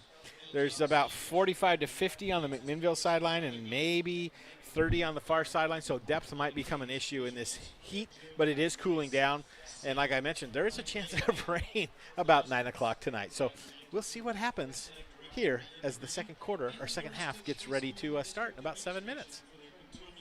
Are you looking to spend less and get more on your next vehicle? At Chuck Colvin Ford Nissan, they've got you covered. As McMinnville's premier Ford and Nissan dealership, they offer a wide selection of new and used cars, trucks, and SUVs, all in a stress-free, customer-first environment. Their motto, big enough to serve you, small enough to care, means you'll enjoy the convenience of a large dealership with the personal touch of a local business. Visit Chuck Colvin Ford Nissan at McMinnville today or call 503-376-9650. Chuck Colvin Ford Nissan. Meeting the needs of not only our team, but our community with kindness and compassion and understanding. We have those moments every day. I think that's probably the coolest part of what I get to do. Treating people with kindness is such an important thing to our hospital. From the moment I show up here to the moment I leave, it is just a collection of big, meaningful moments between the community and staff. Andrew Physical Therapy, Orthopedic and Sports Rehab wants to see you make a full and quick recovery so that you can get back into life and the things that you like to do. Their friendly staff will listen and encourage and guide you through each step of the rehabilitation process, from low back pain to post-surgical rehabilitation after a shoulder surgery or knee replacement. They are here to help. Andrew Physical Therapy, Orthopedic and Sports Rehab. Give them a call at 503-435-1900. As we come back here, Brian Erickson along with Jeff Ivey, also back at Command Central, Dick Mason keeping us up and running there at KLYC. As our halftime score is Westview 7 and McMinnville 6. As Jeff said, he broke down the game a little bit, and very, very interesting first half, which means we'll have a very interesting second half as well as we come back out here. I do want to see if I can give you some scores from around the state, and there's lots to talk about because this is the first official week of what's going on, as we've got a lot of teams in action. We did have some teams in action last week, but we'll take a look here and bring you some scores, and we'll actually also bring you some scores at the very, very end of the ball game as well. Now, Jeff, we have a weather delay in Salem. This was about 7:40. We had a weather delay, and lightning struck, and so, well, there we go. That rain could be coming here when you mentioned it. Here's some scores for you. Dayton on top of Elmira at half, 8-6. Silverton 17, Mountainside 14. Your Sprague Olympians are tied with the West Salem Titans at 14 at the second quarter. Regis 14, Klatskanai also 14. The only score we have from North Salem is 6-0, where the Vikings are taking on my South Salem Saxons. So we'll see. And last we had was a weather delay at about 7:39. So interesting to see when that'll come up and get going. And maybe we should do a little bit of looking at the weather. Pulling look at, and hopefully we don't have anything like that hits our area, because that would make it very, very not fun. No. And I heard you say there's a weather delay in Salem, or was? Yes, coming 7:38, 7:39. So okay. Yeah, so that rain you were talking about, unfortunately had a little bit of lightning with it. So we'll see. Let's see. We're going to go other scores, Jeff, if we can find some. If they're playing? I'm going to look at the weather radar. I'm just going to, if you don't mind, I'm going to pull up the old weather radar. Weather Say that radar. 3 times fast, right? That. Da-dum-dum. It's like that's like one of your students, eh? Yeah, pretty much, if not worse. Oh. Believe it or not. So, There we go. well, Dick, we are at halftime right now, and we are doing it. I'm not sure what you're seeing. Hopefully, you're able to hear us now, and we are just here at halftime, and we are getting ready here to get things going. Jeff, we've talked more about the second half, more than we probably need to, but it's going to be important for the Grizzlies. It's going to be really important as they come out here and try to make something happen and get some momentum and get things rolling and just getting in here. And, positive things will happen, and they just need to get those positive things and just kind of make things make them happen, and they can do that. And they showed they could do that, especially when they were there in the first couple of drives. Yeah. Defensively, I think they're very happy. Well, 7 points. I mean, that's pretty awesome. And only giving up just over 100 yards in total offense. Problem is, you've only got just over 130 yards in total offense, Brian. So you got to get some things back on track. Things just seem like just a tad off on the offensive side. Is that a fair thing to say? Ball's thrown a little bit too high. Can't make the reception. Running back trips and falls. Kane Sullivan on the sweep on the quarterback keeper here on the near side. Trips and falls on the turf monster. Yeah. A couple things like that. Maybe Kane's gone for a touchdown. The running back out here, Donahue, had a wide open down the field, and he was caught from behind. I mean, it was a great play by the defender, but, those type of plays, those big 40-yard gains, could have turned into 65 and a touchdown real quick. So it's just the little things that are going on that you just never know what's going to happen. As trying to find the radar, see what's on the radar here. I said you guys are all, you're all worried about this rain that's going to come. It's going to be fine. Okay. We're going to be just fine. No rain. It's the wind I worry about a little bit. Well, it's starting to blow things away, isn't it? I've lost the bugs, but that's good. Yeah. But almost my papers, though. The funny thing is, I don't think we saw it. There's a chance of flipping through a little bit, but one of the coaches on the other side from Westview had their coach's sheet fall out, and it was a laminated sheet that was floating in the air, just floating down. And it was pretty funny.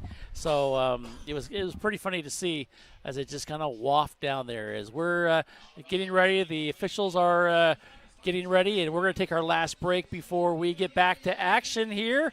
Our score is still 7-6. Yes, didn't get any better here at halftime, did it? No, it didn't. So stay with us. We've got the second half coming up right here on AM 1260 and YamhillToday.com. McMinnville Les Schwab is a proud sponsor of Grizzly football on Yamhill Today. When you shop at Les Schwab, they promise you the best tire value. This means you get free peace of mind protection and free lifetime tire and mileage care included in your purchase. McMinnville Les Schwab. They want to be the neighbor down the street you know and trust. We thank McMinnville Les Schwab for their support of McMinnville Grizzly football. Transitions in life. Sometimes it's difficult. When a loved one leaves us, Macy & Son is there for you. A trusted friend for 5 generations in Yamhill County. At that time, you have lots of questions and you need someone to walk with in every step of the way. Burial or cremation and a myriad of other options, let Macy & Son walk that journey with you. Macy & Son McMinnville. Give them a call, 503-472-6151.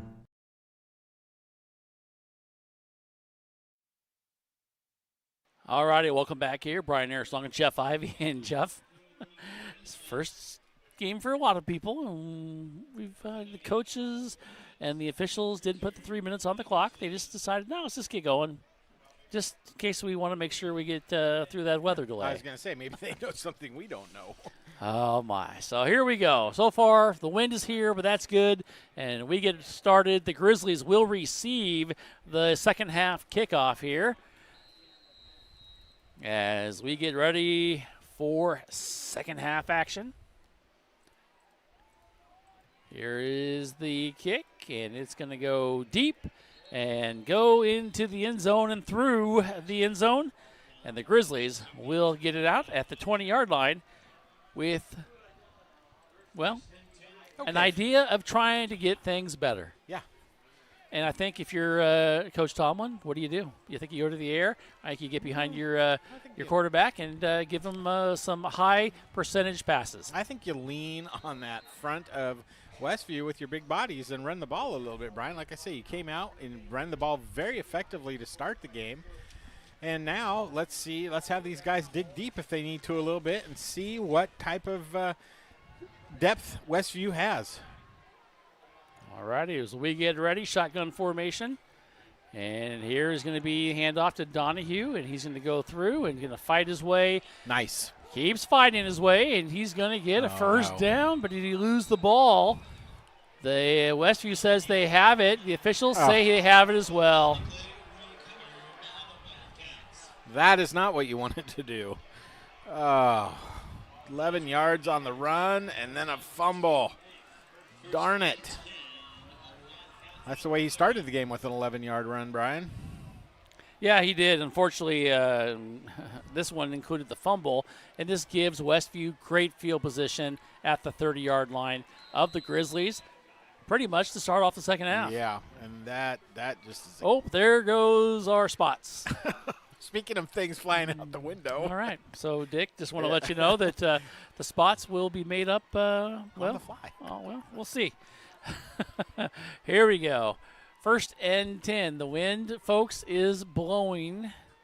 And here we go. He's going to look over on the near side, and the quarterback's going to keep it, going to run up the middle. He's going to hit once, but he stays on his feet. He's going to try to go to the outside, then he's taken down, not before he picked up 5 yards, and a nice run there by Whitworth for the Wildcats. Something we haven't seen really from Whitworth is carrying the ball effectively, and 5 yards is a very nice run there for Hank. He's almost to positive yards now. 4 carries, -7. I said almost. Almost. I said almost. Well, it just takes one good run, right? It does. Oh, yes. It just takes something. Takes something. 11, I 10 agree. to go. Come on, Jeff. We got this. Yeah, I'm just, You got your weather forecast there, I know. I want to. Here we go. 2 receivers here on the near side. Back to action. Whitworth, shotgun formation. He's going to hand it off, and nothing there by the running back. And he loses a yard. Yep. And a good job there defensively by the Grizzlies. And I believe the first one there making the stop was Keeler, and he came in, Jeff, and that's what you need to do is stop the run. And then I think you're going to be okay, because really they have a hard time throwing the ball. Other than one pass play. Yeah, one pass, right? exactly. That's it. That's the one pass. That's it. But I got to figure, if I'm Dan Weaver, head coach of Westview, this is 2-down territory. Oh, yeah, Two guaranteed. More Fourth down, yeah. Third and fourth down, you're going for it. I agree. It's got to feel like that's the play. Well, here you go. You have a couple shots. Trips here on the near side. He's going to look to the left. Now he's going to try to run up the middle. He's going to keep it. He's going to go, and he's going to slide, and he's going to pick up about 3 yards. He loses the ball, but they're going to say he was down. Good call by the official on the far side. And so he picked up about 3-4 yards there, and it's going to bring up 4th down now, just like you said, Jeff. Yep. About 4 yards on that carry, and 4th and 2. They're going to go for it here. And this is kind of a momentum swing spot, if you ask me. Right. Got the fumble. Now, defense, if they can come up big here for McMinnville, that's a big momentum shift. But if Westview can continue the drive, that's kind of a bigger momentum shift for them.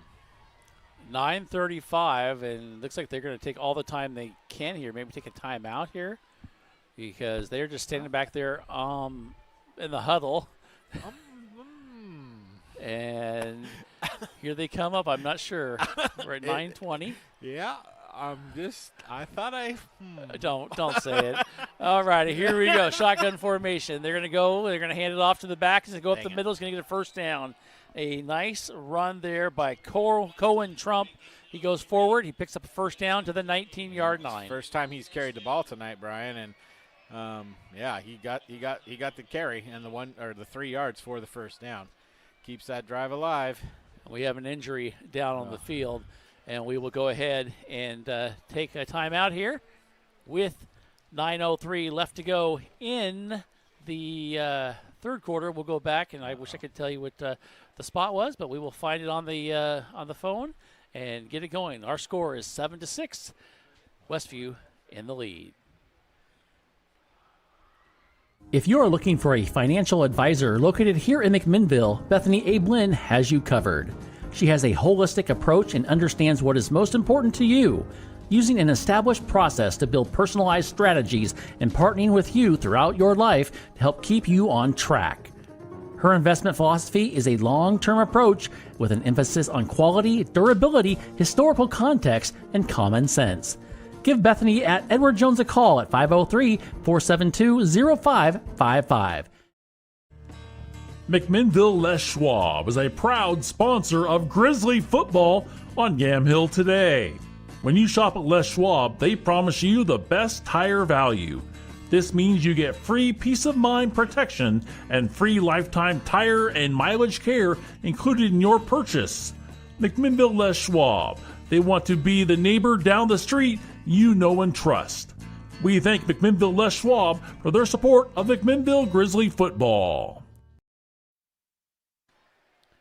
As we come back here to Workman Stadium, Brian Earslong and Jeff Ivey, and we'll go to our weather forecaster, stats man extraordinaire here in a little bit. We have Jacob Fairbank coming off the field.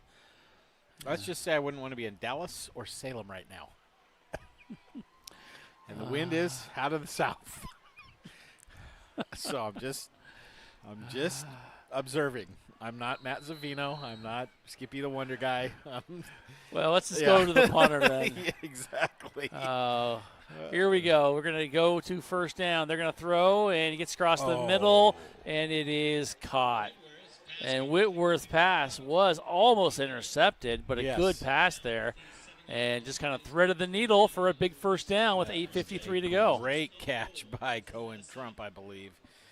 Down to the, what do they put that at the 7-yard line? Yep. Yeah. 12 yards on that play, and that is big first down. And 12. You're going to need your defense now to make something happen. This Westview team is just going to try to take as much time off the clock as they can. Yep, no doubt. Single coverage here on the near side, Brian. I mean, a island on the near side for the cornerback for McMinnville. Here they go. They're going to hand it off. Going to go around the right side with a little run there. Trump goes to the right and gets a gain to about the 4-yard line. And right now, it's just like a defeated defense down there, Jeff. They're just having a hard time. Yeah, they kind of there's no energy in the stadium. It doesn't seem like. No. You know? The band was out here at halftime. They did a great job trying to pump up the crowd, and it's just kind of this hush over the whole stadium. Except on the far side, you mentioned it. They got a great filled in almost that whole stands over there. And Westview coming up here, and they're showing me some things tonight, Brian, that maybe the change in the coaching was a good thing for them. Whitworth going to hand it off into his running back, and he's going to run right into the end zone off the left side. Touchdown for Westview. And this Westview team is now getting the momentum on their side, Jeff, because you can see them now running and cheering. And you didn't see that in the first half. No. And their coach probably pumped them up pretty good at halftime. But that turnover on their own 30-yard line, Brian, really became a problem. And Westview took advantage of it and able to go in and took almost 4 minutes, over 4 minutes off the clock there on that drive. Here comes the extra point. Whitworth on to kick that extra point. Here's the kick. It's going to be blocked. Okay. And coming in there through the middle and blocking it was Mason Justice. Justice with a huge block and a big block. That's exactly what the Grizzlies needed here, Jeff, as they trail now by a score of 13-6. So still a one-possession ball game. Don't go away. We've got more action coming up here on YamhillToday.com and AM 1260 KLYC. Andrew Physical Therapy, Orthopedic and Sports Rehab wants to see you make a full and quick recovery so that you can get back into life and the things that you like to do. Their friendly staff will listen and encourage and guide you through each step of the rehabilitation process, from low back pain to post-surgical rehabilitation after a shoulder surgery or knee replacement. They are here to help. Andrew Physical Therapy, Orthopedic and Sports Rehab. Give them a call at 503-435-1900. Are you looking to spend less and get more on your next vehicle? At Chuck Colvin Ford Nissan, they've got you covered. As McMinnville's premier Ford and Nissan dealership, they offer a wide selection of new and used cars, trucks, and SUVs, all in a stress-free, customer-first environment. Their motto, big enough to serve you, small enough to care, means you'll enjoy the convenience of a large dealership with the personal touch of a local business. Visit Chuck Colvin Ford Nissan at McMinnville today or call 503-376-9650. Chuck Colvin Ford Nissan. As we come back to action here, and as we try to stay on with that wind becoming a little bit of an issue, as the kick goes through the end zone, and it will be McMinnville ball at the 20 now, Jeff, with 7:28 to go. And you kind of uttered something earlier during the break. They need an answer. They do. Right here, right now. Or it could be an real big uphill battle for the rest of the night, Brian. Again, there's not a lot of energy out there, what I'm seeing right now. So let's see if Kane Sullivan is good to see. Got a Carnan back in at running back, so that could be a positive there. All righty, Sullivan shotgun formation. He's going to hand it off to Carnahan. He goes through. He breaks one tackle. He's still on his feet. And he's a load, Jeff. He's a big guy. He gets in almost 9 yards there as he stood up at the 29-yard line. Yeah, he's 6'3", 205, Brian. Yeah. He's just a sophomore, though, I believe. Yeah, just a sophomore. So maybe the coaches don't quite have the confidence in him. But I'll tell you what, a 9-yard run like that, that's going to say some things. And that his first carry was a 10-yard run. Right. So, I like the way he went through the middle and was covering up the ball. So let's see if this is a little change of back in the back here. So Donahue has 99 yards, so it's not like he's been a slouch tonight, let's be honest. No, he's actually done really well, and they're going to try to get him the ball here. No, it's a handoff going to go to the, first down about the 34-yard line. Mendoza on the Mendoza on the run, okay. Little fly sweep action there. Good first down. Him 4 on the carry. 6:35 to go in the third quarter. The score is 13-6 in favor of Westview. As they come in here now, and now Grizzlies once again taking their time. Yep. And that's something we said a lot last year. And we've already started to say it this year with both teams doing it tonight. Yeah. Sweet. 2 wide receivers each side, sorry. Shotgun formation. And it's going to be handoff right up the middle. That's and another new back. Yes, it is. And he does fight forward.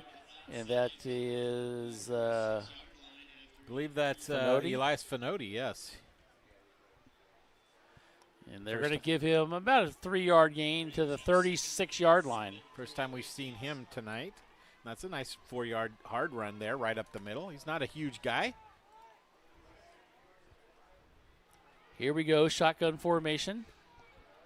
And they're going to look to the right, going to throw to the right, and it's almost, I thought it was going to be picked off, but it was a nice play there by the defensive back. Coming in there and making that play was Rogers. He jumped on that real quick and just was able to get around the big body of the wide receiver there, Brian. Nice play on the defense there. Third and what are they going to call it, 7? Long 7? Yeah, long 7, short 8, something like that. It's a big play here. It is. They're going to come on here, and right now they're getting a lot bigger with the more the time it ticks off that clock. Here we go, and they're going to look to the right, and they're going to fake it. He's going to throw down the side. He has a receiver. Big guy cut, and it is incomplete. He was going for Long the entire time. Yeah. And I think everybody knew it, and Long just could not come up with it. The ball was thrown a little bit towards the out-of-bounds the sideline, well, maybe a little too much. Well, they were trying to use his height advantage against Connor Cruz, the defensive back, 5'10" versus 6'3". It's a good idea, but the ball just kind of kept floating farther and farther out of bounds as they went. So I like the play call. Just a little bit more accuracy might have been a little bit better. Sullivan. No, that's a different punter in there, Brian. That's 65. That's been the same, Keller. Okay. Yeah. I thought it was Kane punting earlier. No, as they go and the ball goes. Not a great punt, but it gets it to the 45-yard line, and that's where Westview will take it. 5:13 to go here in the third quarter. Just a reminder, we didn't get time to talk about it. We had lots going on at halftime, but big game tomorrow. You can tune in at 5:30 tomorrow for the Oregon State pregame show, and kickoff right around 7:30 tomorrow, 7:38 or something exactly. But you can listen to all the action on AM 1260 KLYC with Mike Parker. Bring you all that's going on. Should be an interesting game tomorrow for them. Also, Oregon at home taking on Boise State. Are you going? No, I'm not. Not going. I'm not going. I'm going to stay at home and watch replays of this game. Okay. Nice. See what you can learn, huh? Yep. And I actually have both games on at the same time, actually. And that's my plan tomorrow night because they're both at the same time. Here we go. Here's a pitch over on the far side, and he's going to run right up the middle. Going to break one tackle, second tackle. Gets across the 40, still on his feet. He gets across the 37-yard line. But there is a flag back at the 49-yard line, and that will probably negate a big run there by Trump. Yep. Looks like they're going to back him up. Again, blindside block. Whoa, that's the big-time penalty there. Didn't see it. Might have to go back to watch the game tomorrow, like you said, on that one. That's a 15-yarder, Brian. That's a big penalty. McMinnville very happy with that because that was about a 25-yard run. Yeah, by Cohen Trump. And you mentioned earlier, Jeff, that kind of the air has been let out a little bit. Yeah. There's not into it. You got Preston Murders down here who it's like he got banged up here on that last play, and he's not feeling it either. So it's just a lot going on right here. And it hasn't been a well-played game for the offense. But there's still plenty of time. You're only down one score. Yeah. That's a positive. I mean, seriously. You got to rally around that, Brian, and you got to come ready to play here the last quarter and a half. Here we go. As they look here on the near side, throw a little pass right.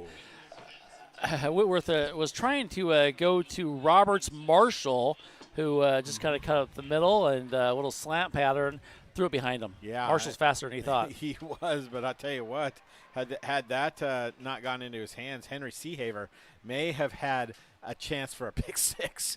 So maybe not a pick six, but a pick anyways. There was a possibility there that if everything went as we would have hoped, it would have gone. 4:38 to go in the third quarter. 3 receivers on the far side, 1 here on the near side. They're going to look to the far side and rolling out and just dropping it off. Had a receiver wide open there at the first down marker, or right? Excuse me, I should say that they were at the start of the first down after the penalty. So he was out about 10 yards, went to his knees, and just couldn't come up with it. It was wide open. Would have left him about a 3rd and 5, 6. Yeah, and I think the Grizzly defense was playing off of them. They're going to let them have the 10 yards, just not give them 15 or 20. Exactly. Now it is 3rd down and 20. They've got to get to the Grizzly 45-yard line. Again, another big defensive stand here for McMinnville. Score from Newburgh in the third quarter now. Canby 35, Newburgh 10. Tough one there. So Newburgh facing an uphill battle for the rest of that game. Canby's back to being Canby. Yeah, well, and they dropped down a division. They're 5A now, which is crazy. And what do we got here? We got delay game. Okay, so move it on back. That's going to bring up 3rd and 25. 4:33 to go. And I keep looking around, Jeff. You've got me paranoid at this wind. Just saying. The flag is shifting a little bit, coming towards us now out of the southeast. And do the Grizzlies get off in time? We'll see as they throw past the tight end. and he's going to get about 9 or 10 yards. They're going to mark him at the 41-yard line. Going to be well short of the first down by about 14 yards. Got to figure that they're gonna punt here. And that was Peyton Reed, his second reception of the night. It's nice to see Dylan Velasco with no receptions here in the second half. Yeah, it's funny. They kind of got away from him. Clock continues to move, though, now. We're at 3:59 and moving, as Jeff said. Mendoza back to receive the punt if it is kicked at about the 25-yard line. I got to say, though, both teams don't seem to have any energy. It's not just one. It seems, Well, I think it's part of how they play. Here's the snap, and the kick is going to be a wobble kick. And it's going to hit at about the 35, go backwards. It's going to take a Wildcat bounce and goes inside the 25-yard line. So not a great punt, but a very effective punt. Very effective punt. Well, Jeff, I think you're right. I think, we talk about just not having the energy. I think both teams are taking as much time as they can and being very deliberate in everything they do, and thus the 13-6 score we have. And still some penalties and some injuries, and we're kind of all over the place. And we hope these injuries that have been kind of happening on both sides are nothing serious. That is for sure. I almost lost my roster again. It's I got an extra one. Okay, over good. here if you need it. But man, I may. Oh, look at this flag now. It's kind of blowing the other angle. It's a swirling wind here at Workman Stadium as we come up with 3:31 to go. Two receivers here on the near side. Here we go. They're going to roll to the right. Kane's going to keep it on the option. He's going to spin across the middle. He's going to go, and he's going to be hit after a gain of 9 yards. It didn't look pretty, but Kane was dancing all over the place. He picked up 9. It was effective, though. Yeah, that's all you need to be. That's all you need to be. That's 15 yards on 8 carries for Kane. He's been sacked twice. But it brings up second and short. So, a lot of coaches will go for the big play here. Yeah, you would. Because why not, right? Because your offense can pretty much get you that 1 yard, usually. Have faith in your offense. Single coverage. Why not? Kane's looking to the right. He's going to keep it. He's going to pull it up. He is. He's going to try to follow a blocker. He's going to stutter step and twinkle toes here to the right in front of his bench and goes out of bounds at about the 46-yard line. Oh, make it the 44. They moved him back. That's a good decision, though, by Kane. I would rather see him run for 10 than to try and force it down the field into double coverage where I think he was looking. So good decision by the senior leader of this football team, Brian. Nice little drive here going. So what you need to do is keep that going. 19 yards on 2 plays.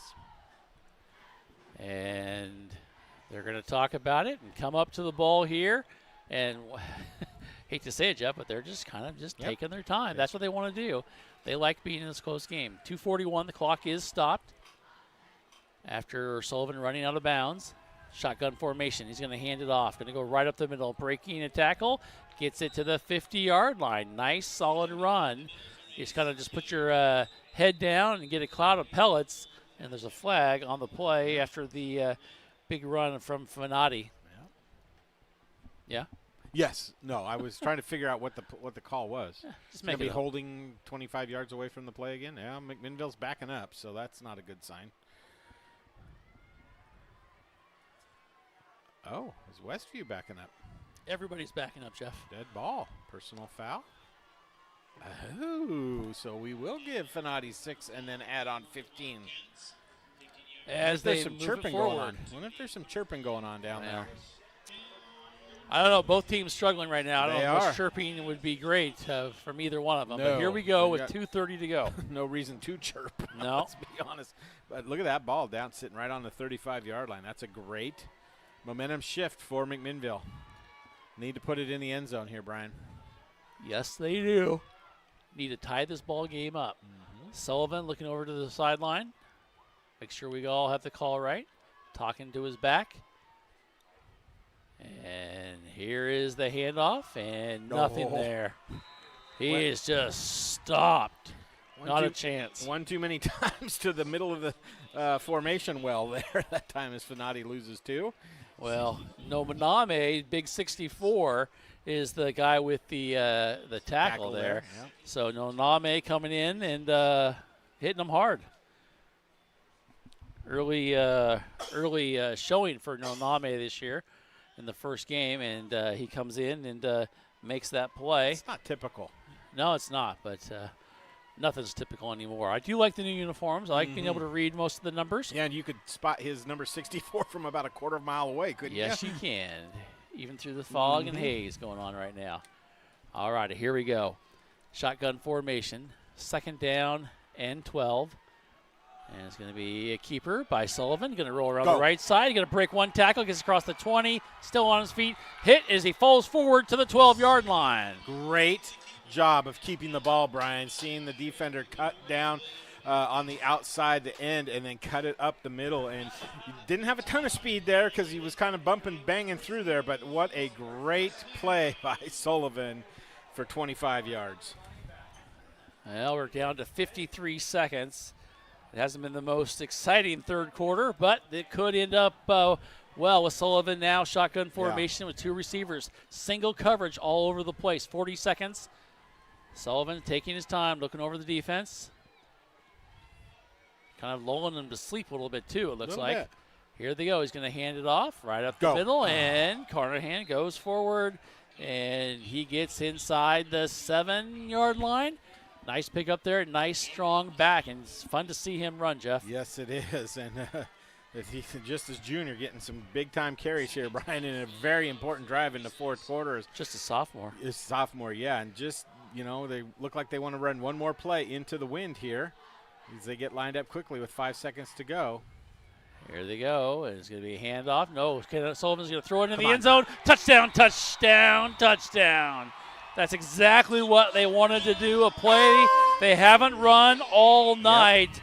And just coming up there from the side is Cade Foster, and he's right there, nobody around him. Perfect touch pass there by Sullivan. Don't think anybody had their eyes on the fullback out of the backfield on that one, or the H-back, whatever you want to call it, but that was a perfectly thrown ball by Kane Sullivan for the touchdown, Brian. And now you're an extra point away from tying the ball game. And we're struggling trying to figure out what they're going to do. They're going to kick. Are they going to go for it? Kane is trying to figure out, all right, let's just do it.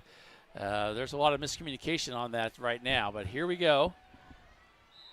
And we've got a flag. Oh, thankfully there's a flag because that was kicked into the right guard's behind. Timeout. That's the second time they've had to take a timeout on an extra point, Brian. And Tomlin is not happy. Well, you're right, because you don't want to take them for extra points, and unfortunately they had to, and we're going to keep it right here until we get that extra point. But, Jeff, they did what they had to do there. They did. That was a great job. You know, they turned the ball over deep in their own end zone, did not give up any points on that, and actually came down and scored out of the punt. So nice job on defense to lift the team up. And, it was a nice 75-yard drive in 3.5 minutes. It took 8 plays to do that. Really nice drive. And not only the drive, but now you have a little bit of confidence as well. Yes. Look, just watching them come off the sideline. They're, kind of trotting out there instead of walking like they were doing earlier. All righty, and it's a big point here. It is. They are going to go. Keeler is going to kick the extra point. This will end the third quarter of play. Here's the snap. It's a little high. They get it down. The kick is up, and the kick is good. Nice. Sigh of relief. Yes. In the wind and everything else, but the kick is good, and that ties the ball game at 13 going into the fourth quarter. We've got an interesting one. Yes, we do. Don't go away. Tied up at 13 in McMinnville and Westview. We'll be back here on AM 1260, KLYC McMinnville, and YamHillToday.com. Meeting the needs of not only our team, but our community with kindness and compassion and understanding. We have those moments every day. I think that's probably the coolest part of what I get to do. Treating people with kindness is such an important thing to our hospital. From the moment I show up here to the moment I leave, it is just a collection of big, meaningful moments between the community and staff. Transitions in life. Sometimes it's difficult. When a loved one leaves us, Macy & Son is there for you, a trusted friend for 5 generations in Yamhill County. At that time, you have lots of questions and you need someone to walk with in every step of the way. Burial or cremation and a myriad of other options, let Macy & Son walk that journey with you. Macy & Son McMinnville. Give them a call, 503-472-6151. Well, as we come back here, Brian Erickson along with Jeff Ivy. And Jeff, we've got ourselves an exciting one now. It struggled there a little bit, but with all the outcome and the scores, we're tied up at 13, believe it or not. It's crazy. It's crazy, and there's a little bit of energy back in the building. You can feel it. Until the ball falls off the tee. Exactly. Well, it's from all that energy. That's right. The ball is ready to go, too. Oh, my. 13-13, and the Grizzlies have got a little bit of energy, and now can they turn that into something defensively is going to be the key. Right. Here is the kick, and it's going to go at about the 11-yard line. Going to run across the 20, 25, and to about the 27. And, well, let's see where the mark down. Maybe at the 29. Are they moving forward a little bit even? So good run back there, actually, for Westview. And let's see if the McMinnville defense can come up now. They're a little bit dinged up. Yeah. A couple guys out. And let's see, can they power through that? Have some guys step up. Next guy up, right? Yeah. You got to have that mentality.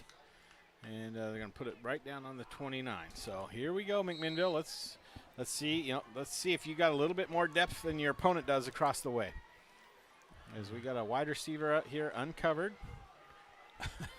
And guy come in late, and then yeah, you have the D backs trying to figure that out. They don't know what they're doing.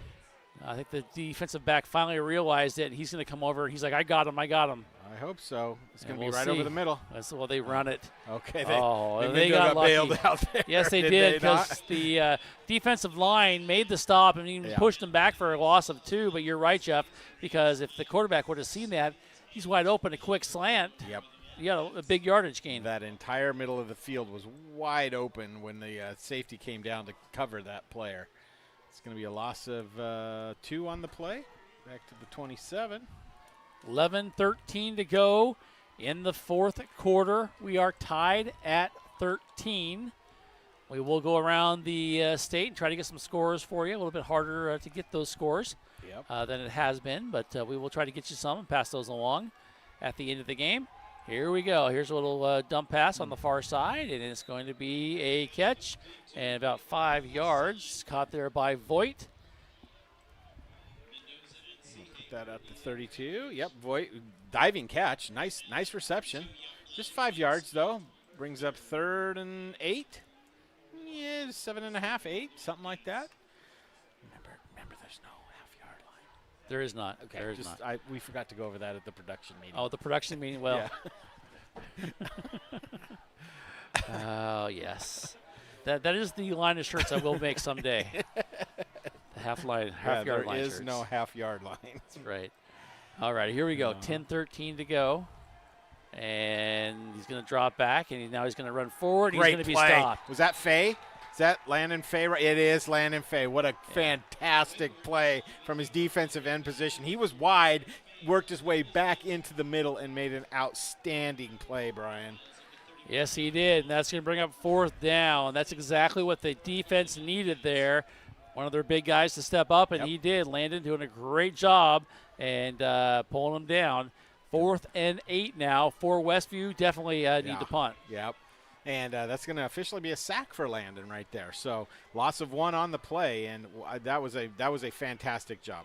Really, really important play right there. Is a special teams issue again for Westview. Both teams have had them tonight. So yeah, they have. You can tell what they didn't practice during the first 2 weeks of fall ball. Oh boy.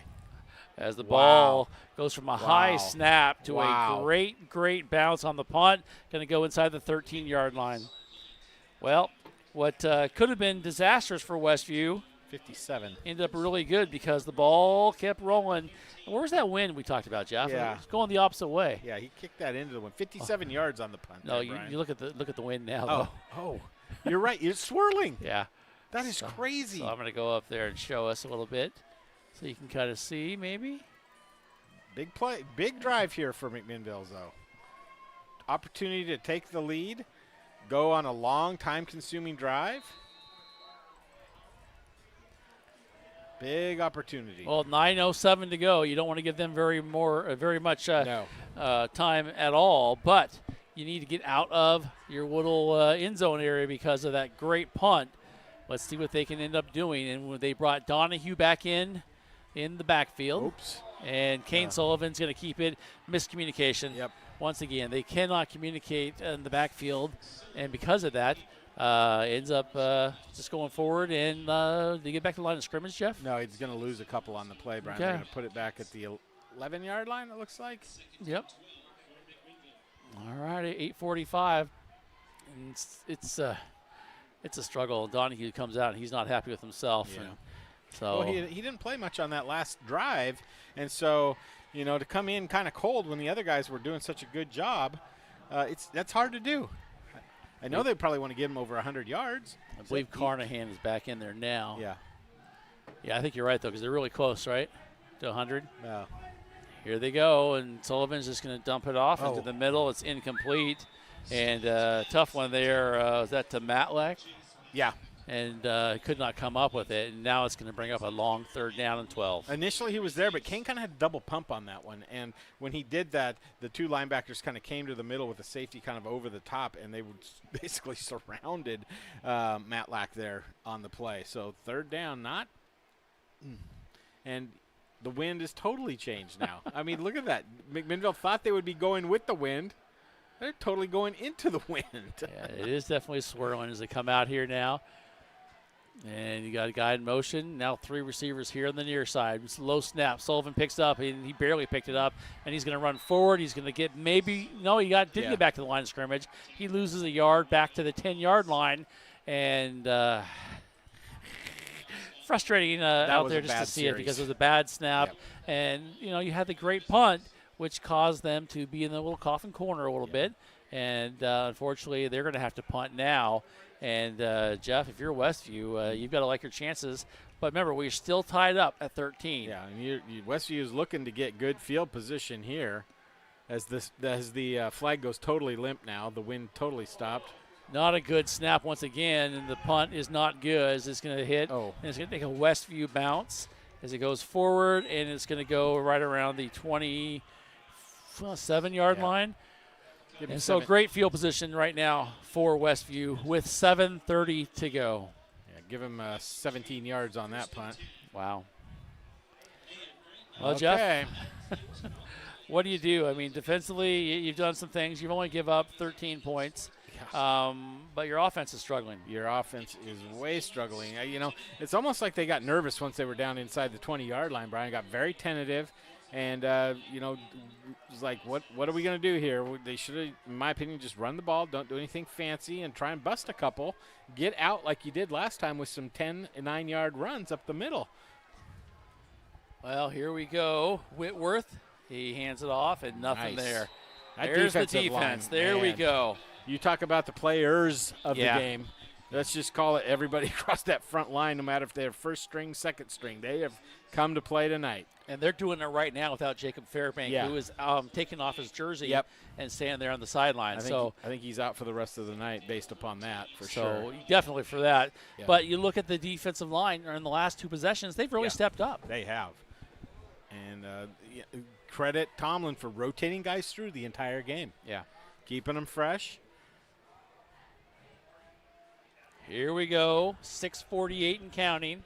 2nd down and 14 from the 31. And they're going to look, and Whitworth's going to throw it up. Just throw it up in the air. It's going to be picked off. And does he have it? He does at the 8-yard line. And let's see. That's going to be, who was that? That was number 9, it was Luis 9. Mendoza. It was Mendoza. Again, Mendoza coming up big. What a play. What a fantastic play by Mendoza. Just kind of playing center field there, quite honestly, and he waits for the ball to come down and goes up and makes a beautiful play. Ball on the 8-yard line, though, Brian, so not great field position. Well, we are in a press box up here, so it's getting a little Yeah. loud. Not used to that. So here we go. 6:32 to go now. Your offense, Jeff, needs to get going, and you need to get something happening. Sullivan's going to look. He's going to look here in the near side, and he's going to throw it. Has a receiver who falls down. He may have even lost a yard on that play there, Jeff.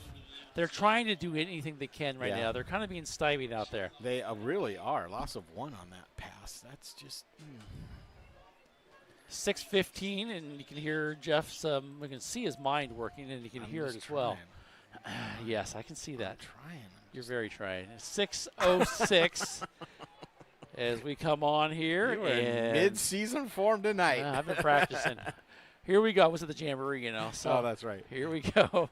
And it's going to be 2nd down and 11. Sullivan's going to keep it. Going to go around the right side, and nothing much there. And he's going to get hit hard, actually, as he did gain a yard. And there's a flag, a high flag, personal foul for somebody. And that means the official is not happy. The higher the flag's thrown, the more unhappy the official is. Yeah, that thing was thrown almost as high as the lights. Yeah, easy. So they do mark him at the 9-yard line. And Westview and the officials saying, you guys just need to move back. You can't be doing that. That's a huge play right there for McMinnville. Gets them out of their own territory, out to the 24-yard line. That is huge. And then gives them a 1st down. They were going to be faced with a 3rd and 9, and now it's 1st and 10 from the 24. Wow. You love to get 1st downs, but you hate to get them that way. Yeah. I mean, you want to earn them, right? But you can't be doing things like that if you're the other team, either team, and that's what it just kills you. And that penalty right there is killing Westview. With 5:30 to go in the 4th quarter, we're tied up at 13. Here we go, and trying a little sweep there. And it's going to go to about the 30-yard line. Pick up of about 6 yards. And once again, I believe that's Mendoza. Mendoza has had himself a good game. Unfortunately, we have another injury down on the field for McMinnville. That might be Mendoza. Nope. It's Caleb Long. We talked about cramps, how they may come into play, and he's kind of got that cramp hop going there, doesn't he? That calf not muscle. The crab hop, but the cramp hop. And there he's stretching it out on the sideline. Got that ankle pulled up, the toes to the sky. Oh, I hate that. I jump out of bed so quick. Oh man, I hear you. I did that last night, as a matter of fact. I'm like, no. 4:51 and counting. Here we go. Shotgun formation. As always, Sullivan's going to hand it off to the big fullback / back. He's going to go forward, and he's going to try to jump over a guy, but he is taken down. Once again, that is Taylor Carnahan, who has been an integral part of this offense here tonight. He has. He's got 32 yards on 4 carries, so he's, 8 yards a carry is not pretty bad. Stinking good. As a whole, the team tonight rushing is getting 6 yards a carry. So those are good numbers.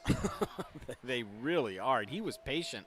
Initially, they pinched down in the middle. He waited for a hole to open up to his left and darted through it. Brian put that foot in the ground and was gone.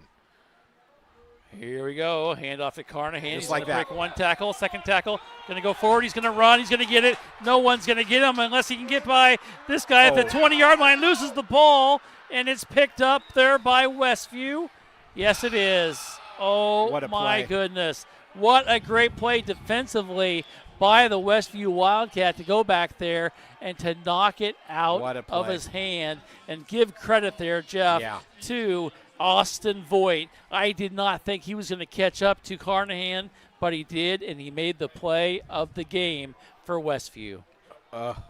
Heartbreak City, Brian, and the way that the defender came in and just raked hard down on the ball from kind of the side behind.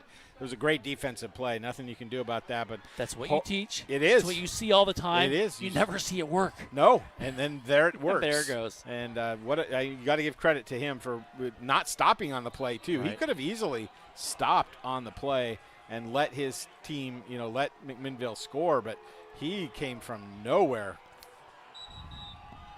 We've got a timeout, it looks like. That's something. And one of the players is going off over on the far side. Official on the far side signaled Westview timeout. 3:56 to go in the fourth quarter. Let's go ahead and take this timeout as well. Our score is 13-13. Don't go away. We'll be right back here on AM 1260 KLYC and YamHillToday.com. Hello everyone, I'm Jacob Fairbank. I'm our offensive lineman for McMinnville Grizzlies. When I shop for Costco items, there's only one store for me. It's that Big Box Returns. I shop there and so should you. Hey, Big Box Returns is open every Saturday and Sunday, 9 to 5. We are located right across the street from the Yamhill County Fairgrounds. Come on down and see us. If you are looking for a financial advisor located here in McMinnville, Bethany Ablin has you covered. She has a holistic approach and understands what is most important to you, using an established process to build personalized strategies and partnering with you throughout your life to help keep you on track. Her investment philosophy is a long-term approach with an emphasis on quality, durability, historical context, and common sense.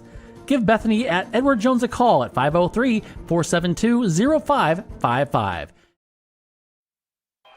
Here we come, back to action. 3:56 to go. Westview has the ball deep in their own turf, and they're going to go, and it's going to be a huge hit at about the 10-yard line, but not before Whitworth picked up quite a few yards, picked up a 7.5, it looks like, to the 10. That was Christian Pastrano laying everything into the quarterback right there, Brian. As a matter of fact, is he still down? And I'm not meaning to laugh, but that was a massive hit right there on the quarterback. Yeah, Pastrano came in. And, Jeff, let me show you something here. Oh, boy. What do we got? Oh, the rain is here. here. It is. They said 9, didn't they? It's 9:15. Well, Pastrano with a huge hit, and 3:41 to go. The rain is now coming down. We'll keep it right here instead of taking a timeout. And Jeff, you got to like the way you're playing. This is a tough ball game. It is. Now you need, as Whitworth is getting up, he's going to have to go off, which is tough because he's your quarterback, your kicker, your punter, your everything. But it's good to see, though, that he get up, because that was a legal hit, totally legal hit. There was nothing illegal about it, but that was like my shoulder into the middle of your chest, and he went down. As backup quarterback is number 12, Charlie Barton. Charlie is a 6 foot, 170-pound junior. Whitworth's a sophomore, so you figure there's a little. Oh, please tell me there was no lightning. There's lightning. There's lightning. All righty. Oh, my goodness. Well, you've got the players now moving off the field. Yep. And we have players running over to the other side. They're going to open that up for them. And, Jeff. Okay. It's exactly what we didn't want to have. So with 3:41 left to go in the fourth quarter, tied up 13 apiece, we have a weather delay at 8:14 or 9:14? Excuse me, I don't even know what time it is. 9:14 p.m. weather. So now, Jeff, we've got plenty of time. We can talk about life. We can talk about this game, but let's talk about what's going to happen after this. Now, you've got the weather delay. Yep. And then you have, we have a you half have to hour. wait half hour, I think. If you see any more strikes, then you have to keep going. Oh my! And now we're getting everybody off the field. How do you keep your team into it?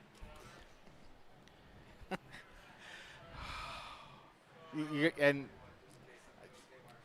I got to admit, I've never been at an actual game that had a lightning delay. This is my first one too. So I don't know what you do, but it looks like they're having problems getting into the far side locker room there for Westview as all the guys are trying to huddle over under a little portico over there. This is not you got to stay warm. I guess you got game plan your last 3 minutes and 41 seconds if you want to make any changes. I don't know how this plays out with the quarterback. Does he get to come back in since the officials stopped the game? Right, Or does he have to miss? Or Yeah. does he have to miss a play? I Yeah. don't know how that. I don't know how that works. This is a new one for us. Well, it's going to be interesting to see how they come out there. I mean, it allows your quarterback to get better. It allows your guys to think about it. You've got 3:41 to go. Not long. I mean, Not a lot. Yeah. But you also got to keep them up, and then you got to keep the guys warm in a weird night too, and you've got to keep them ready to play. Yeah, it looks like looks like there's more coming from Salem on the radar. So this might. Does this end up in a tie? I'm free tomorrow morning if you want to do that. That's fine with me. I mean, games aren't till 7:30 tomorrow night. Right. So I don't know what how that works, but somebody must have saw the lightning in the sky is my guess, because I never heard it. I didn't hear any. Well, I was just trying to listen to make sure that we had it right. It is 30 minutes after the last lightning strike is seen, right? Yeah. In the area. So 9:13. So that would be 9:43. Okay. Well, we got plenty of time. Let's do this. We're going to take a quick break. We're going to come back. We're going to regroup. We're going to regroup. We're going to have another small production meeting. we can just have our talk show here tonight too. Norm is Call back in, there going call- there going, yeah. oh my gosh, I wish I were there. Yeah, call in. We could do a call-in show. There you go. All right. Hey, let's go ahead and take a break. We got a couple spots we do have to make up. Our score is tied up at 13. 3:41 to go. Lightning delay at 9:13. Got 30 minutes. Hopefully we're back in action at 9:43.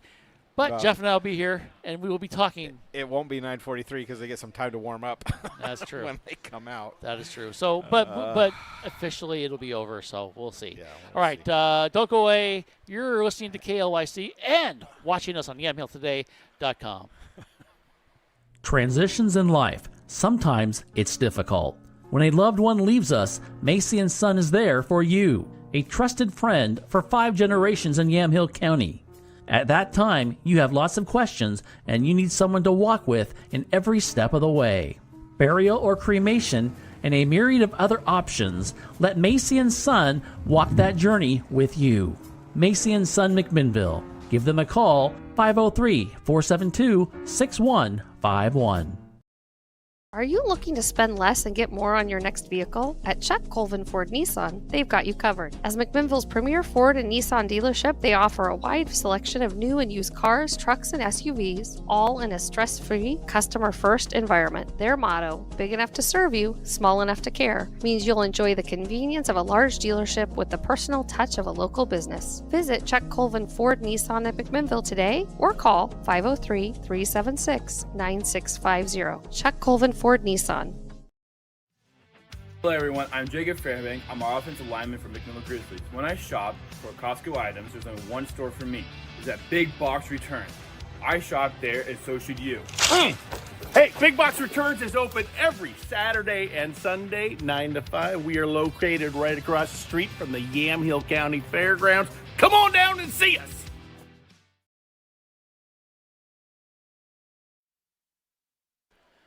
And welcome back here. Brian Arislong and Jeff Ivey here from Workman Stadium.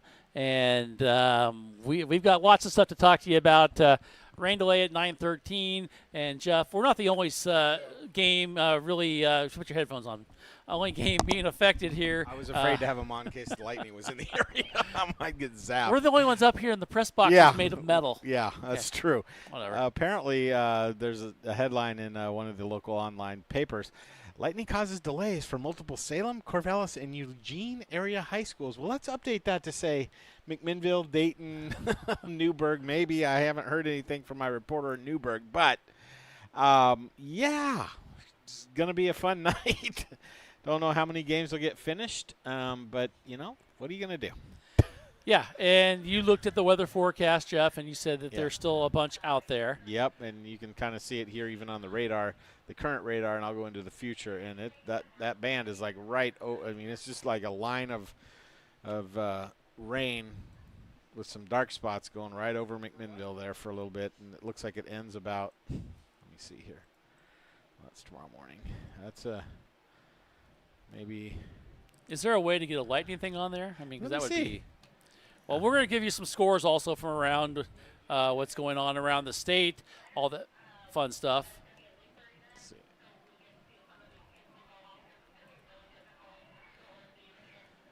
I'm just trying to keep an ear out on the other side, Jeff, Yeah. as well, as things are Real-time transforming. There you go. Real-time lightning map, Brian. Let's see what we got here. It zooms in right to our area, and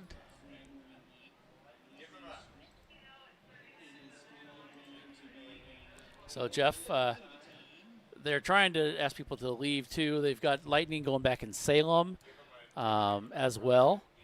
Salem is had some issues. Dayton, they're in the lead, 20-6. Oh, good. So Dayton's in the lead, fourth quarter, 20-6. They probably have the same delay we have. I would think so. Elmira is who they are playing. Silverton on top of Mountainside, 24-14. Silverton's looking good early in their first couple of games. Yeah, they are. Based upon the scores. Yeah. I haven't seen them, but. Regis, 26, Klatskanai, 14. That's in the third quarter. Central, the Panthers on top of the Beaverton Beavers, 29-15. And you got Willamina trailing JFK 22-0 at halftime. And Cascade all over Redmond, 41-0. And Sprague and West Salem, no update since the second quarter, still tied at 14. And there was another one for us. Scio losing to Yamhill Carlton. They lose 41-6. And you have McKay and South Albany postponed Lightning in maybe? the first quarter. Yeah, it must be lightning. And that's all it says. So, yeah. Other scores to pass around from around the state. You've got Hermiston, big win over Jefferson. I'm trying to do three things at once here. Joseph, they lose to Echo, 58-39. That's a Six-man score. or eight-man? Probably 8-man, but you never know anymore, right? Yeah. Glendale losing to Mohawk, 48-0. And we passed along the Dayton score, 20-6. They're in the lead. Santiam Christian trailing the Banks, 35-9. And North Bend, they're on top of Gladstone, 22-12. And Lebanon and Mountain View postponed first quarter as well. So I know that, and who knows if they started those up. They say first quarter, right? Yeah. So you They got could Lebanon, be in delays. Mountain View, you have McKay, South Albany, Central Catholic, 38. It says 38-21. Oh, they're playing Central Catholic of Modesto. Oh. So Central Catholic's playing each other. Okay. And they're Interesting. Central Catholic of Portland on top, 38-21. And 42-16 Canby in the lead right now. Silverton 24, Mountainside 14. We give you that one as well. Jeff, other scores you want to pass along, you're more than welcome to. We got, looks like Sandy 31, Franklin 7, Beaverton 15, Central Panthers, you mentioned 29. Lake Ridge 35. Jefferson, though, playing strong with the safety, 2. Yes. Lake Oswego 48 over Sunset 13. Jesuit Crusaders. Remember last year how they had such a hard time? Well, wow, they're, Tualatin, historically a pretty good school there, football team. 47-12 in the third quarter, it looks like. Our score here is 13-13, not 7-6. Oregon City 36, Grant General 7.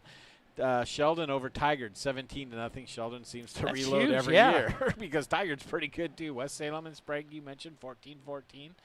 Harper and Spray Mitchell Wheeler 53-6. I gotta imagine that's a 6 or an 8-man game. Triangle Lake 39-6. Can I talk about that though? Sure. Harper Hornets. Okay, that's Okay. a good. I like that name. Yeah. Okay, they're tough. Yeah. The Spray Mitchell Wheeler Eagle Loggers. Eagle Loggers. Well, And I think that's kind of funny. You know, It's you're trying to bring 3 communities together with. There you go. I guess Duffer 46 to Touche, Washington 0, Jordan Valley 19, Monument Dayville Co-op Tigers 19-7. Union 24, Mazama 55, Powder Valley 36. We are Pilot Rock, Ukiah 0, Jefferson. I know what you're thinking. 26, Sheridan Spartans 28. Yeah, Sheridan's a big win tonight. That's a good thing. Country Christian 8, Culver Bulldogs 70. Man, did these games get into the running clock quick or what? Yeah, a lot of these games were yesterday too. Some of the smaller schools. Oh, yep, I see yesterday on all those. 55-24, Mazama over Klamath Union. Nestaka, Jervis. I think that's 2 in a row for them to win. 46-0. Siletz Valley lost big to Prairie City Burnt River Co-op. 68-zip. Adrian and Camas Valley 0-0. Vale 29-6 over Cascade Christian. I don't even know half these schools. Prospect Charter 24, Pilot Rock. We're getting over 12. the Eastern Oregon part. Yeah, I mean Dufur I know. Yeah, Dufur and Klamath Falls 42-40. Perrydale, okay. There you go. There's 38. Mohawk 20. Myrtle Point 8, and Colton 14. All righty, thank you so much, Jeff. We will take another break here. We're going to come back and we're going to have a weather forecast for you. We're going to do weather. Traffic and weather on the 26th. on the something. Yes, because we're now 14 minutes into our weather delay, but we will come back and do a weather forecast, and then we'll talk more about some fun stuff. So don't go away.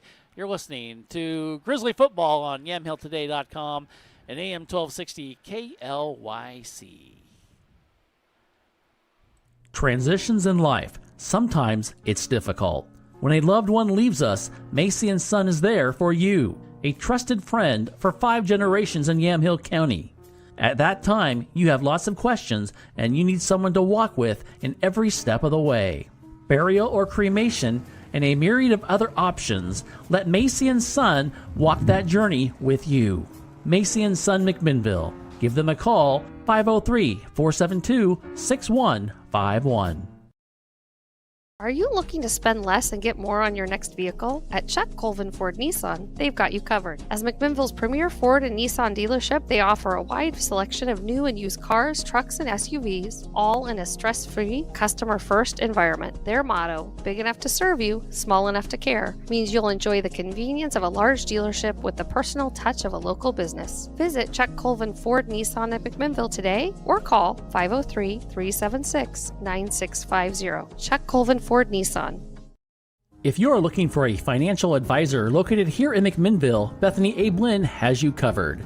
She has a holistic approach and understands what is most important to you, using an established process to build personalized strategies and partnering with you throughout your life to help keep you on track.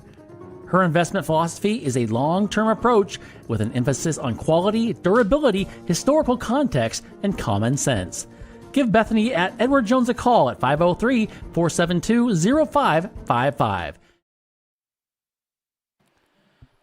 As we come back here to Workman Stadium, and the rain has kind of stopped, but we're going to go to our weatherman in residence. Jeff Ivey here is going to take a look at lightning strikes and everything else. And Jeff, I mean, you mentioned we're kind of having that cell kind of over us a little bit. Yeah, it looks like it's moving to the north.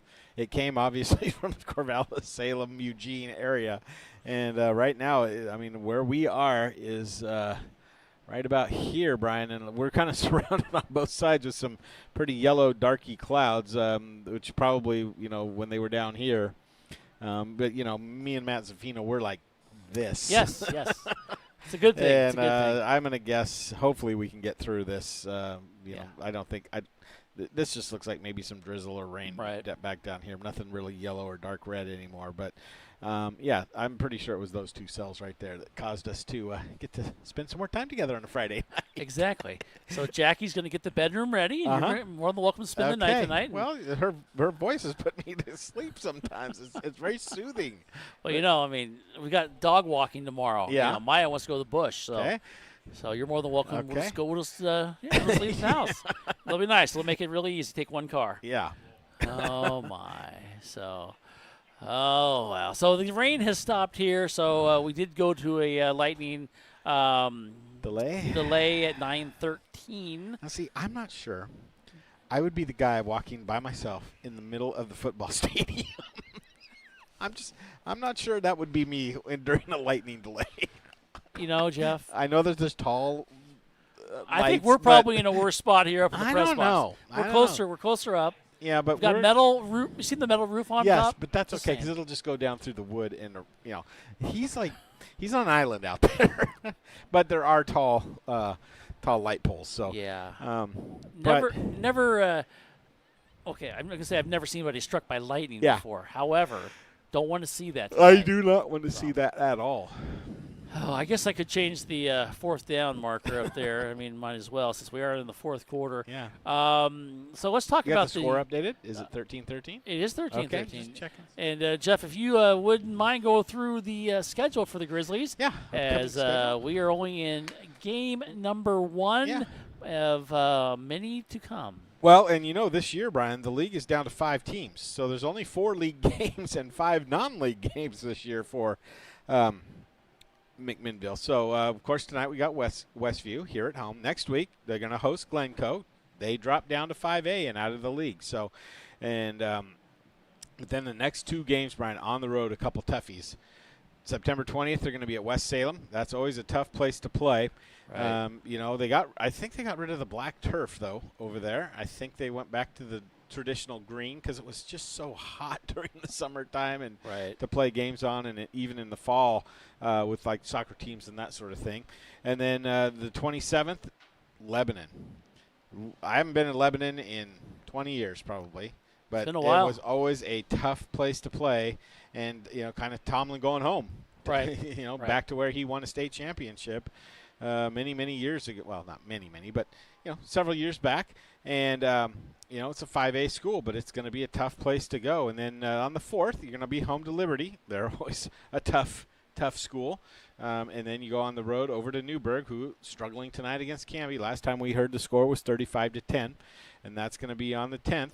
Then you host Sherwood. And we know Sherwood, they're always tough. And then your final 2 games are on the road at Century on the 24th of October. And you finish up the regular season on the road in Salem at North Salem. And yes, North Salem's lost a lot of talent off the last teams that they've had the last couple of years, but they've been playing well and with confidence. So that's going to be a tough game on the road in Salem. It's going to be against a pretty at least in the past recent years, running team that likes to run the ball all over the place with some good running backs. So it's not exactly what I would call a cupcake schedule this year for McMinnville. They don't, as I look at this schedule, there's a lot of tough games on there, and a lot of the tough games are on the road. Yeah, it's not an easy schedule at all, but we'll see. It's going to be a long season. Hopefully some things do come together for McMinnville, but it's kind of what makes it fun too, because a lot of unexpected things could happen, and that makes it just as much fun as everything else. And that Newburgh game is actually on a Thursday night. That's that 6-week grading in service on that Friday, I believe. So it is. That's that Friday night or Thursday night game over hosting Newburgh here. Or, excuse me, at Newburgh. And that's a place we haven't been to for a long time either. No, I will be there, and then, it'll be fun. It'll be fun to be back there and see our old stomping grounds. Yeah. We are in a rain delay. If you're just tuning in here at AM 1260, KLYC, and EMHilltoday.com. Brian Erickson along with Jeff Ivey, and we've got people packed over on the far side underneath the covered areas. A lot of people have left as well. Yeah. And said, the last 3.5 minutes. It's a tie ball game, though. Don't forget that. It's 13-all. It's going to be, what is it? It's going to be a second down and about 3 from their 10-yard line, I believe, with a backup quarterback, I think, coming in for one play at least. So, it's deep in their own end because of the fumble on that 61-yard run. That right at the end, the cornerback, he came flying out of nowhere to make a great play. Let's give him credit. Made a fantastic play to cause the fumble. Did that rip punch down hard from behind, and the ball came popping out, and Westview was able to recover it. So, well, I got to say, Jeff, it's been how many years? 30-some years of doing games. A long time. First one I've ever had a lightning delay. I've had a drone delay. Yes, we did. Yes, 2 of them actually. We've had very serious injuries a couple times where they had to wait for an ambulance to show up, and right at the end of the game. At the end of the game, yeah, and like 2 plays left or something like that. If that, yeah. And then we have the lightning delay now. Yeah. Something to add Good to the times. book. Yeah.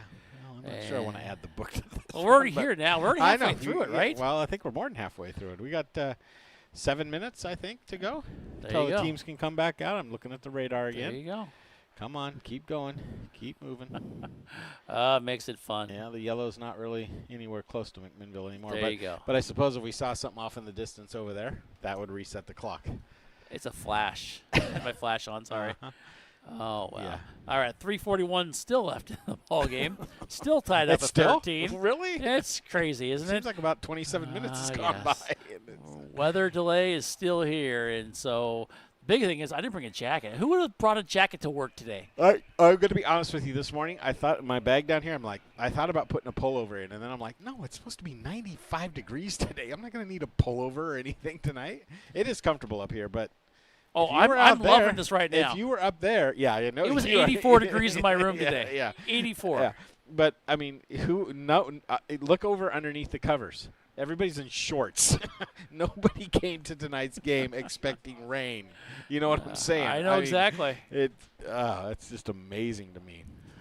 But it's fun. It's Love Oregon. it. It's It Oregon is. weather. It is. It makes it fun. Yeah. All righty. So let's go ahead and take another break, and we'll come back, and we will get into probably maybe the start of some action, or at least some talking Maybe about some people start. coming out on the field to warm up. Exactly. It's almost as weird as when we had COVID, and I was the only one in the stands announcing the game. Weirdest game I've ever done. Yeah.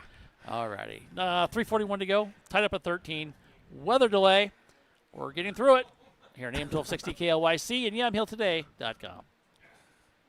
Are you looking to spend less and get more on your next vehicle? At Chuck Colvin Ford Nissan, they've got you covered. As McMinnville's premier Ford and Nissan dealership, they offer a wide selection of new and used cars, trucks, and SUVs, all in a stress-free, customer-first environment. Their motto, big enough to serve you, small enough to care, means you'll enjoy the convenience of a large dealership with the personal touch of a local business. Visit Chuck Colvin Ford Nissan at McMinnville today or call 503-376-9650. Chuck Colvin Ford Nissan.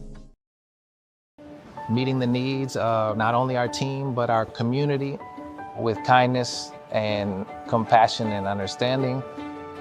We have those moments every day. I think that's probably the coolest part of what I get to do. Treating people with kindness is such an important thing to our hospital. From the moment I show up here to the moment I leave, it is just a collection of big, meaningful moments between the community and staff. Andrew Physical Therapy, Orthopedic and Sports Rehab wants to see you make a full and quick recovery so that you can get back into life and the things that you like to do. Their friendly staff will listen and encourage and guide you through each step of the rehabilitation process, from low back pain to post-surgical rehabilitation after a shoulder surgery or knee replacement. They are here to help. Andrew Physical Therapy, Orthopedic and Sports Rehab. Give them a call at 503-435-1900.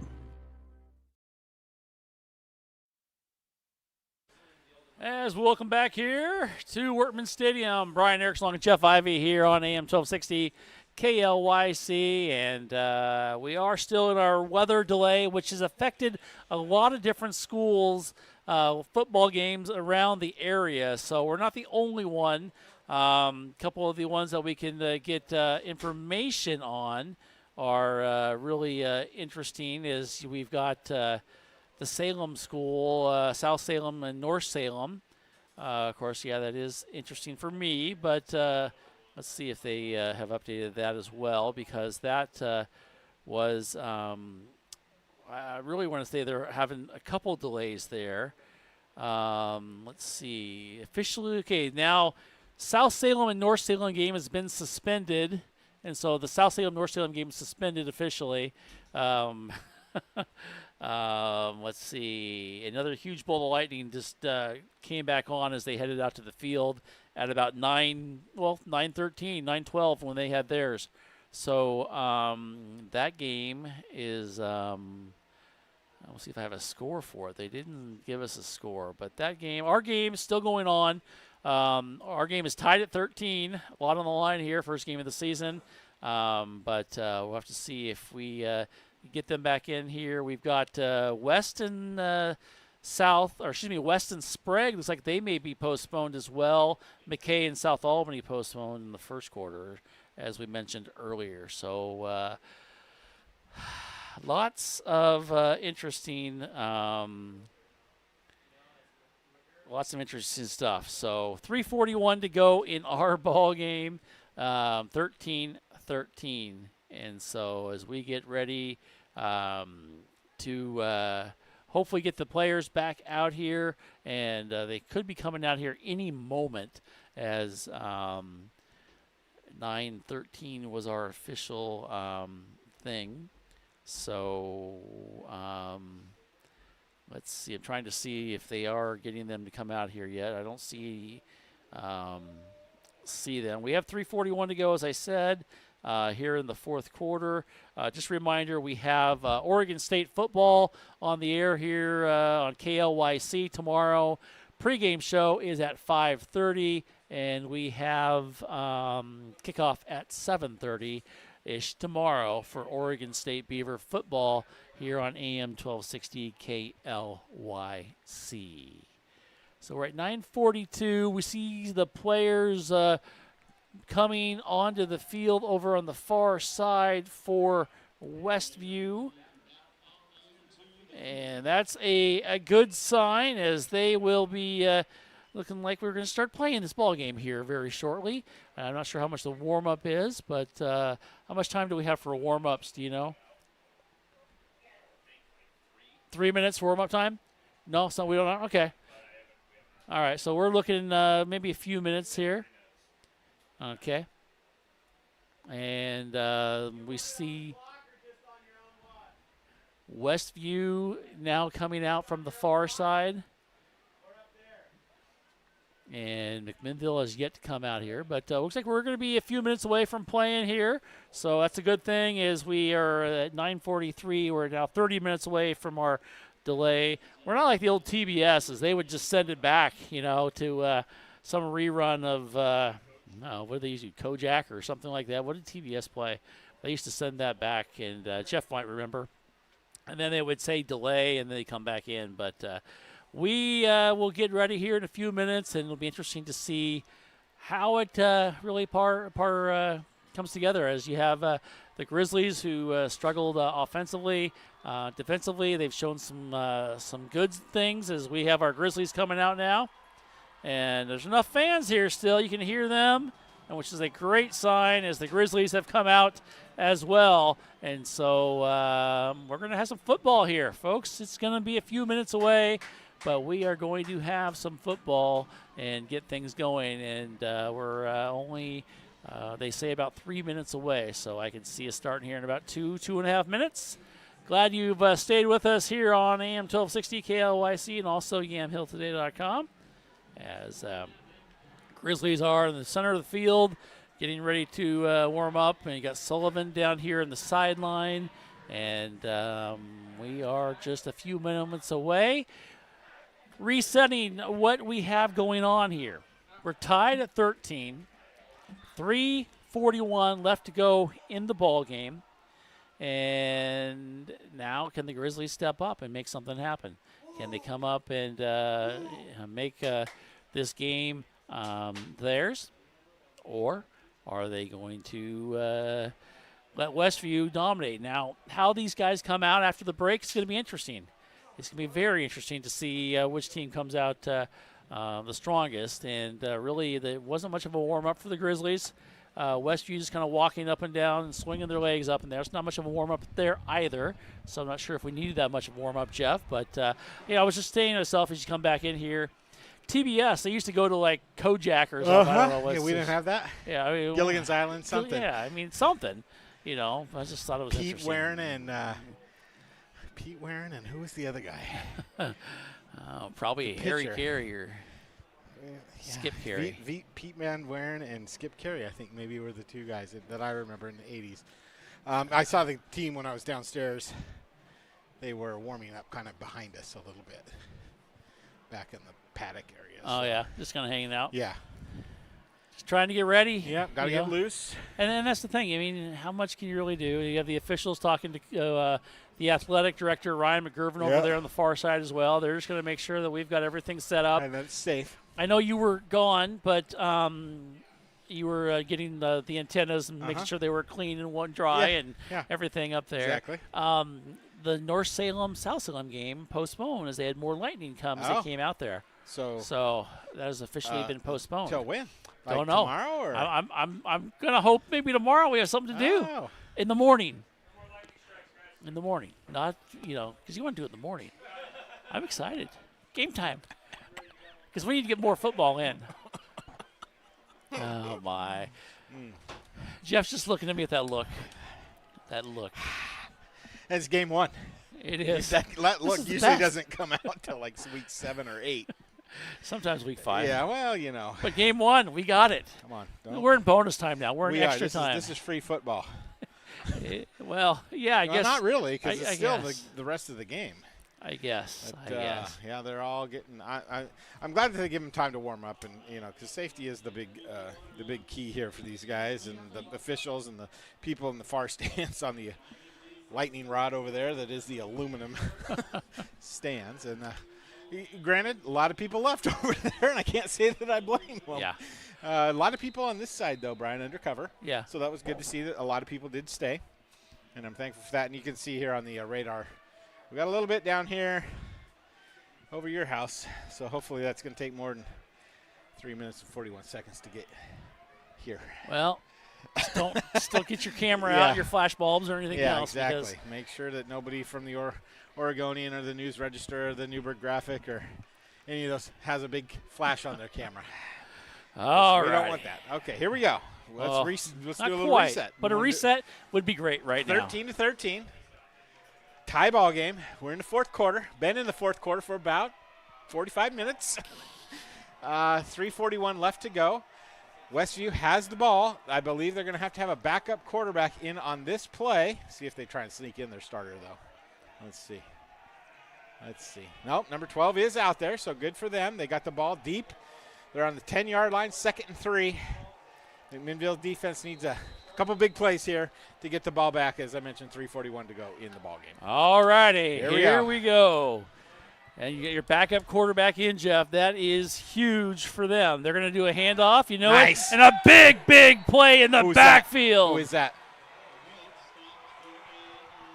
I don't even know where my roster is, Jeff. That's right. I got it right here. That was Mason Justice. Was that Justice? Okay. That was a fantastic play in the backfield, wrapping up, I believe, was that Cohen or Hank? I think it was Hank. It was Hank. Yeah. And what are they going to put the ball down at? The 4-yard line? 4-yard line. Loss of 6. That was huge. Did we get a starting quarterback come back in, though, I think? 3rd down and 9. We're at 3 minutes now, and you're right, Jeff. The starting quarterback is back in there for Westview. He is standing on the goal line. That is Whitworth. Out of shotgun formation. That's a little surprising. He's going to throw it. He's looking. He's going to be flushed out. He's going to keep it. There's going to be a flag. That could be a safety. And it's going to go to the 12-yard line. Let's see what the official says. Is that a hold? He's standing in the end zone. He's not moving. Is that a hold in the end zone, Brian? That is a safety. Let's see what we got here. He's going to talk, and it is a hold. It's going to be Put your hands up. Yes, safety. 2 points. This game has just gotten weirder, folks. This game is electric. Sorry if I blew some speakers. Yeah, I can't hear anymore. That was exciting. Wow, what a great thing for McMinnville right there to get the safety. That's going to be a penalty that was half the distance from the 4, so 2 yards. But more importantly, put 2 up on the board for McMinnville here in the 4th, and they get the ball, Brian. That's right. With 2:40 to go. And Westview has 2 timeouts left. You know what, Jeff? I'm going to make that into a some type of TikTok or something. Yes. Because safety excitement doesn't always happen. It does not always happen. We got it man. here tonight. That's fantastic. 15-13 is our score. The onside kick here. Well, your Westview, you pretty much led most of the game. I don't know, Jeff. I think you have to kick it. You have timeouts. Yeah. We'll see. Well, they're going to come out here, the Grizzlies now. No. Yeah, there you go. Okay, they're kicking out. I thought they were telling McMinnville to line up down there. They're right here. Yeah.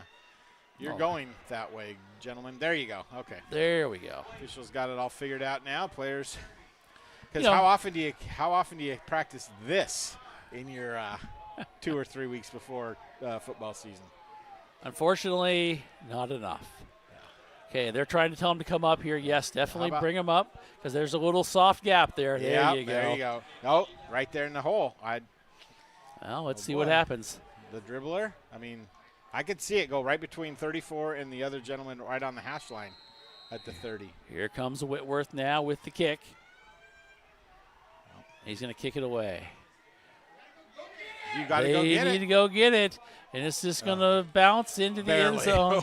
And you're right, Jeff, because if it goes more than 10 yards, you can get anywhere on the field.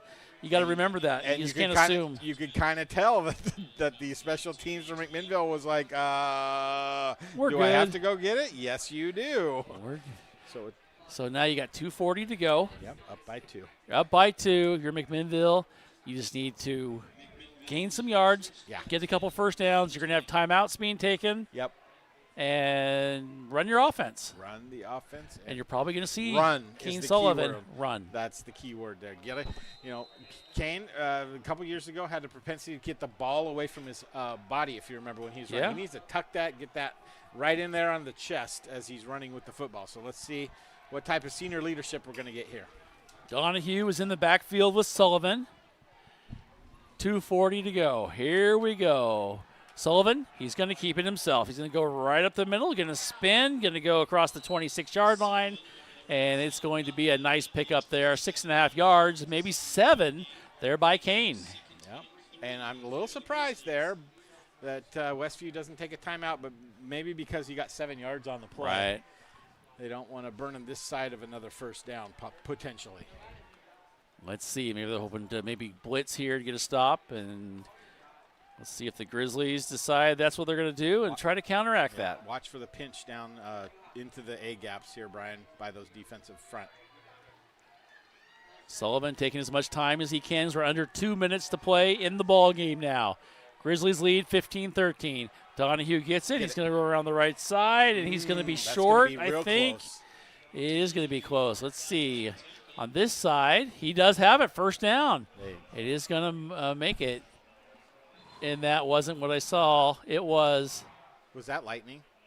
Please tell me it wasn't. Yep, it was. Oh, my word. Well, 1:48 to go. We have now had another lightning strike. So let's mark this down to 9:54. Jeff, is that on your stat sheet? I wish you guys could just see Jeff right now because he is just putting his hand in his head in his hands, and I think he's had enough. Oh, my. Here we go. As the Grizzlies are going to walk off the field with 1:48 to go.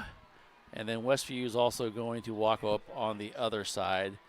And so, well, Jeff, is there a curfew at night? Is there something we have to do? I'm not used to being up this late. Tell me about it. I have no clue. I'm done. I'm a loss for words. I used all my words today, Brian. You get the next 30. Here are some words we do have to say as we're getting close to the top of the hour. This is AM 1260 KLYC McMinnville and also YamHillToday.com. And as we look at the scoreboard, our score is 15-13. No. Grizzlies with the lead, and we've got the officials talking to the coaches and everybody else. And we should maybe look and see what they're going to do, Jeff, because you never know. I know Jackie and Maya have got their opinion voiced, as you can probably guess. She says call it, as they are talking. Everybody waiting with bated breath. I think they're looking at their clocks over here, so we're going to stay here. We're going to keep it here. We have got time. 9:54 is when we had the lightning strike, and so Jeff, let's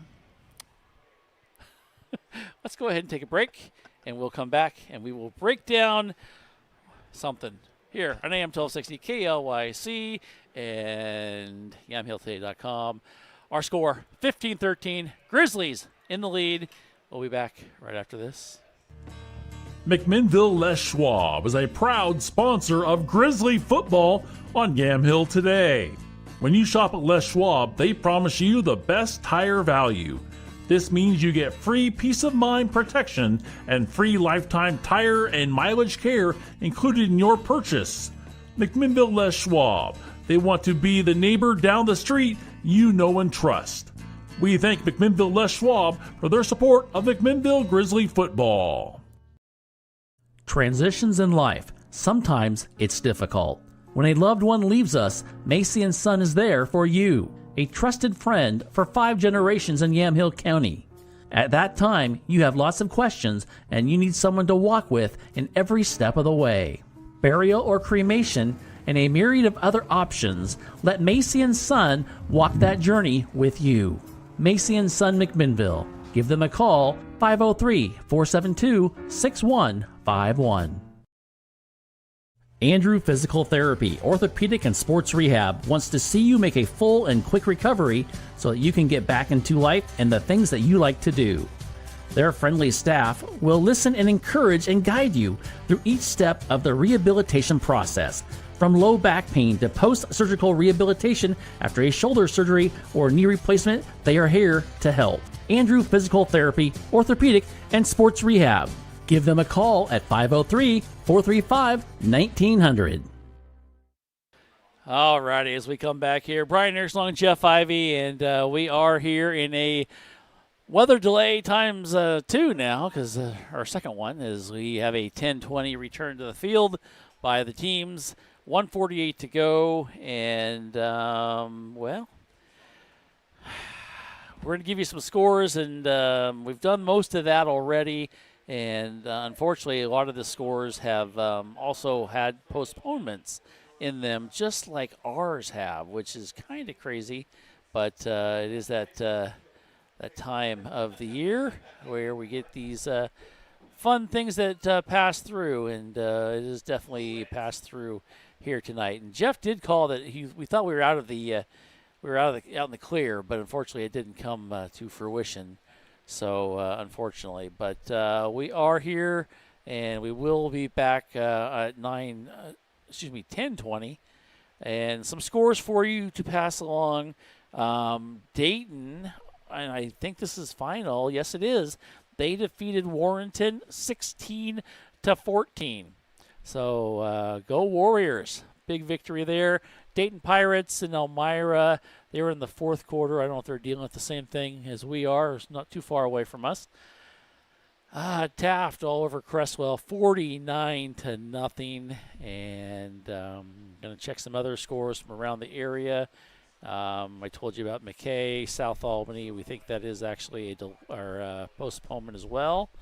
And Silverton comes back and beats Mountainside 24-21. That was a new score for us, which is a good thing to definitely have. Lake Ridge on top of Jefferson 42-2. Lake Oswego 48, Sunset 13. And Jesuit losing now. This is a different score than we had, but Tualatin wins big 54-19. And then it was Grant losing to Oregon City 36-14. Sheldon beating Tigard 30, still going, I guess, 31-13 right there. And then a couple other scores, Sprague and West Salem. They're still at 14, postponed. And South Medford all over McNary, 21-0. That was in the second quarter. So there's some scores for you from around the area a little bit. And just trying to go through them, power through them as much as I can. And that's about all I can find. So we'll stick with that right here. Going to check a few things. The Eagles. They defeated the Packers, or is that a final? Let's see. 34-29. So I should maybe look and make sure that was a final or not. And so lots of football going on, which is kind of fun. This time of year, it'd be more fun if we weren't having all this weather, right? You're telling me about it. So we got some wind blowing in, some music playing. We got lots of stuff going on right now. It is a party time up here at 10:01 here. As we said, 10:20. We will be back to hopefully a play. I guess we won't be kicking off, but we will be continuing play at 10:20. Is what the word is barring any other strikes. And the wind is picking up and coming up this way a little bit, so we do have a little bit of wind floating in our way. Just a reminder, next week we will bring you action as the Grizzlies will be at home once again against Glencoe. I guess the bright spot is if we are going to have a couple weather delays, we might as well have them at home, right, rather than have them away. So we do have another home game coming up next week against Glencoe. The Crimson Tide will be in town, and Frank Gifford, I guess, be the one that said that. But Crimson Tide will be in town, and we'll bring you all the action here on YamhillToday.com and AM 1260 KLYC. And that NFL score is 34-29, Eagles over the Packers. And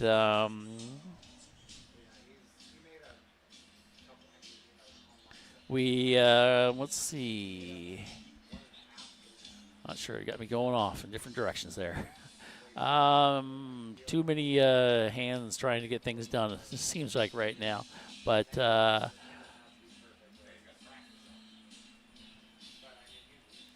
we've got 1:48 to go, 15-13.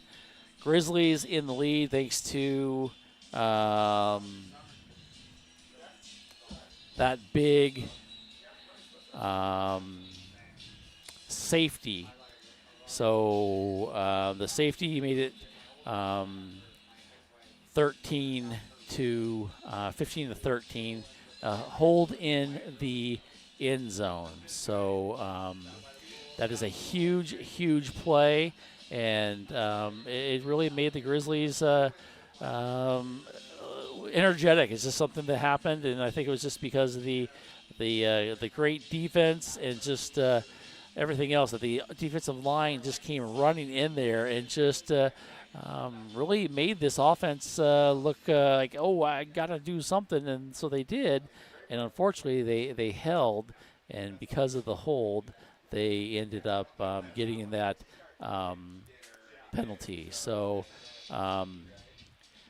the penalty is the safety, and that is what they ended up getting. So that's where we're at right now, and 1:48 to go as we are still streaming. So we'll take a break, and we will be back with more and a weather update coming up right after this here on YamhillToday.com, AM 1260 KLYC. Meeting the needs of not only our team, but our community with kindness and compassion and understanding. We have those moments every day. I think that's probably the coolest part of what I get to do. Treating people with kindness is such an important thing to our hospital.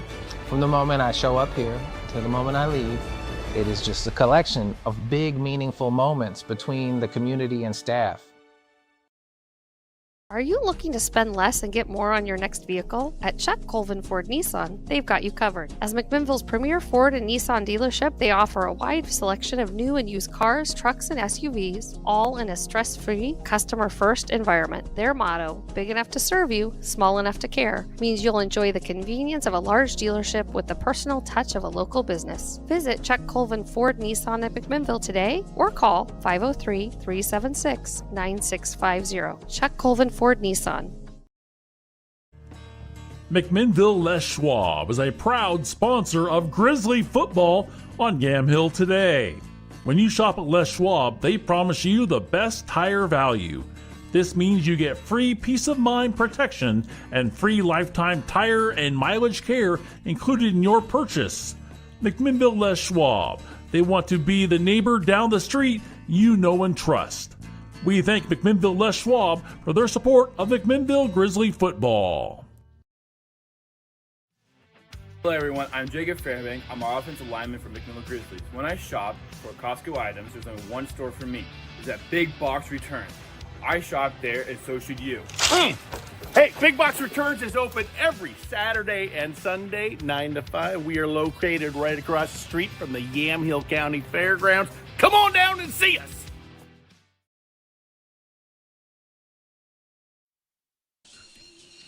We're just rocking out here on this Friday night from Workman Stadium. Brian and Jeff with you. 1:48 left to go in the ball game. Weird things have happened, though, Jeff. But Grizzlies lead by 2. There's 1:48 left to go, and then hopefully we'll be done here shortly. But you never know. We got to play that 1:48, though, definitely. I guess we do, although I'm seeing tons of postponed games now in the second quarter throughout the state with this lightning everywhere. Who knew? The first week of the first Friday of. I would much rather stay up here, get her done, and have to come back tomorrow or Monday. I wouldn't come back. Ouch. You could just leave this up and do the what's it called? Whatever the thing is. Boom, boom, yeah. boom, boom, boom. Yeah. It's we're just gonna DJ tonight. Yeah. It's all night party night. That's right. Give it up for DJ Brian.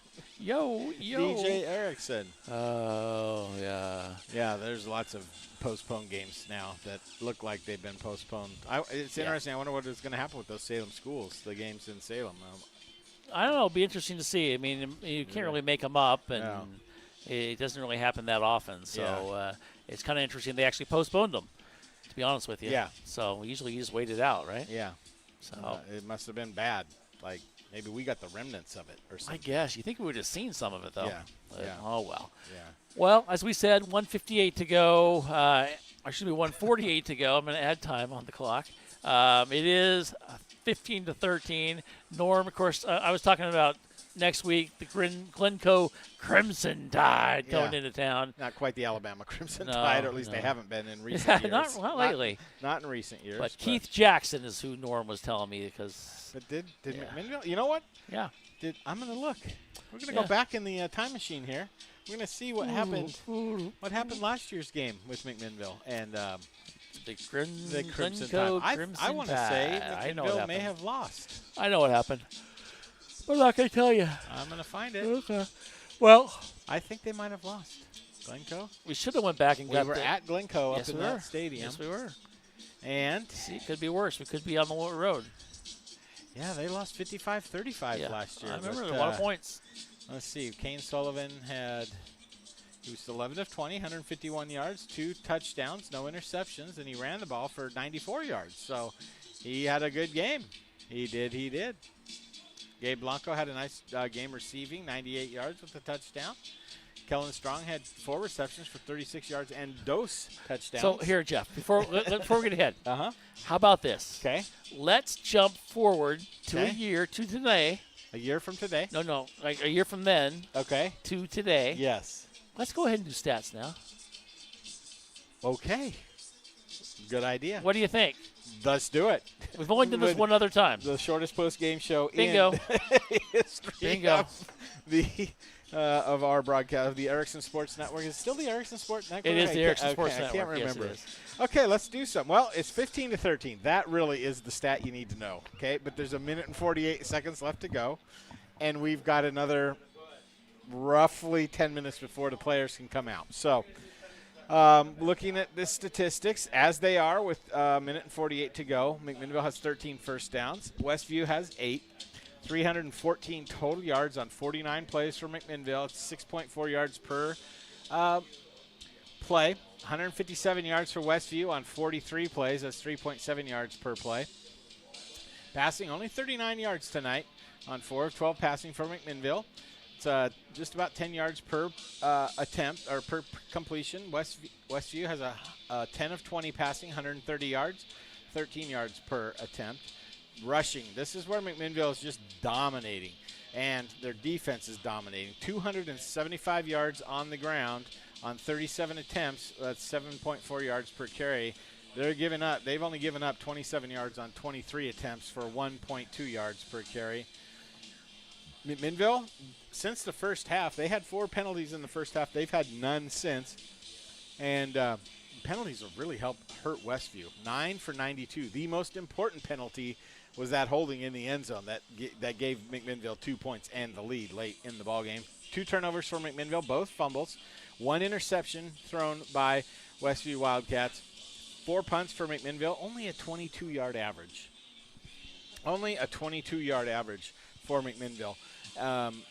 6 punts for Westview for 37.2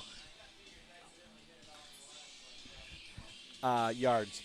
Time of possession is about 25.5 minutes for Westview and about 22.5 minutes for McMinnville. Individual statistics right now, Hank Whitworth is 10 of 20, as I mentioned, 130 yards, 1 interception, 1 touchdown. He's 50% completion.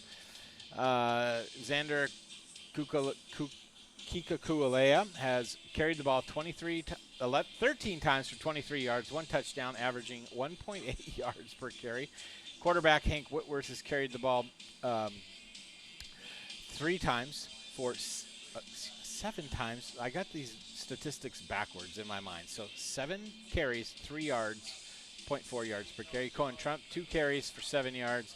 Austin Voigt, 2 carries for -6 yards. Austin Voigt has 3 receptions, for 20 yards.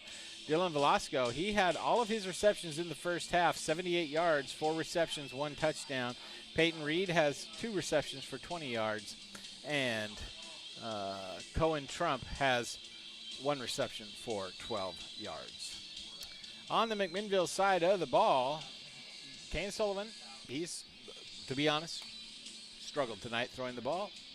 4 of 12, 1 touchdown, 39 yards, 33% completion percentage. He seems like he's got that happy feet thing going again a little bit, and he's wanting to get rid of the ball a little bit earlier. If he would just settle down and let the play develop, he could, get it in there to where a receiver could make a catch instead of 6 to 8 inches above where they can jump. So Taylor Carnum has 5 carries for 93 yards. Riley Donahue, 12 carries for 102 yards. So McMinnville almost has 2 rushers in over the 100-yard mark. Unfortunately, Taylor Carnum has a fumble deep, and I mean deep, after his 61-yard rumble. As he was being tackled, the defender came from behind, swiped down really hard, and was able to knock the ball out, which was recovered by Westview. But ultimately, because of the bad field position, a holding call in the end zone enabled McMinnville to take the lead by 2 points. Let's see. Kane Sullivan has carried the ball 14 times for 56 yards and 1 touchdown. Luis Mendoza, 3 carries, 16 yards. Elias Finati, 3 carries for 8 yards tonight in the ball game. Looking at receiving tonight, Luis Mendoza has 1 reception for 23 yards. Caleb Long has 2 for 8, and Cade Foster has 1 for 8 yards. So it's been kind of an up-and-down night for Kane. He's had 6 straight incompletions in a row in the middle of the game, which is never a good sign. But he has been efficient. He's been able to pick up important first downs when he needed to, running the ball. And I look for them to try and get him the ball. It's going to be, as we reset, it's going to be 1st and 10 with McMinnville having the ball on the 30-yard line and 1 minute and 48 seconds to go in the game. Well, we got about 5 minutes till the teams will come back out on the field. So let's take one more break here, Brian, as we get ready to come back to action. Knock on wood. This is the Erickson Sports Network. It's 15-13. Grizzlies in front. We'll be back in just a few minutes. If you are looking for a financial advisor located here in McMinnville, Bethany Ablin has you covered. She has a holistic approach and understands what is most important to you, using an established process to build personalized strategies and partnering with you throughout your life to help keep you on track. Her Her investment philosophy is a long-term approach with an emphasis on quality, durability, historical context, and common sense. Give Bethany at Edward Jones a call at 503-472-0555.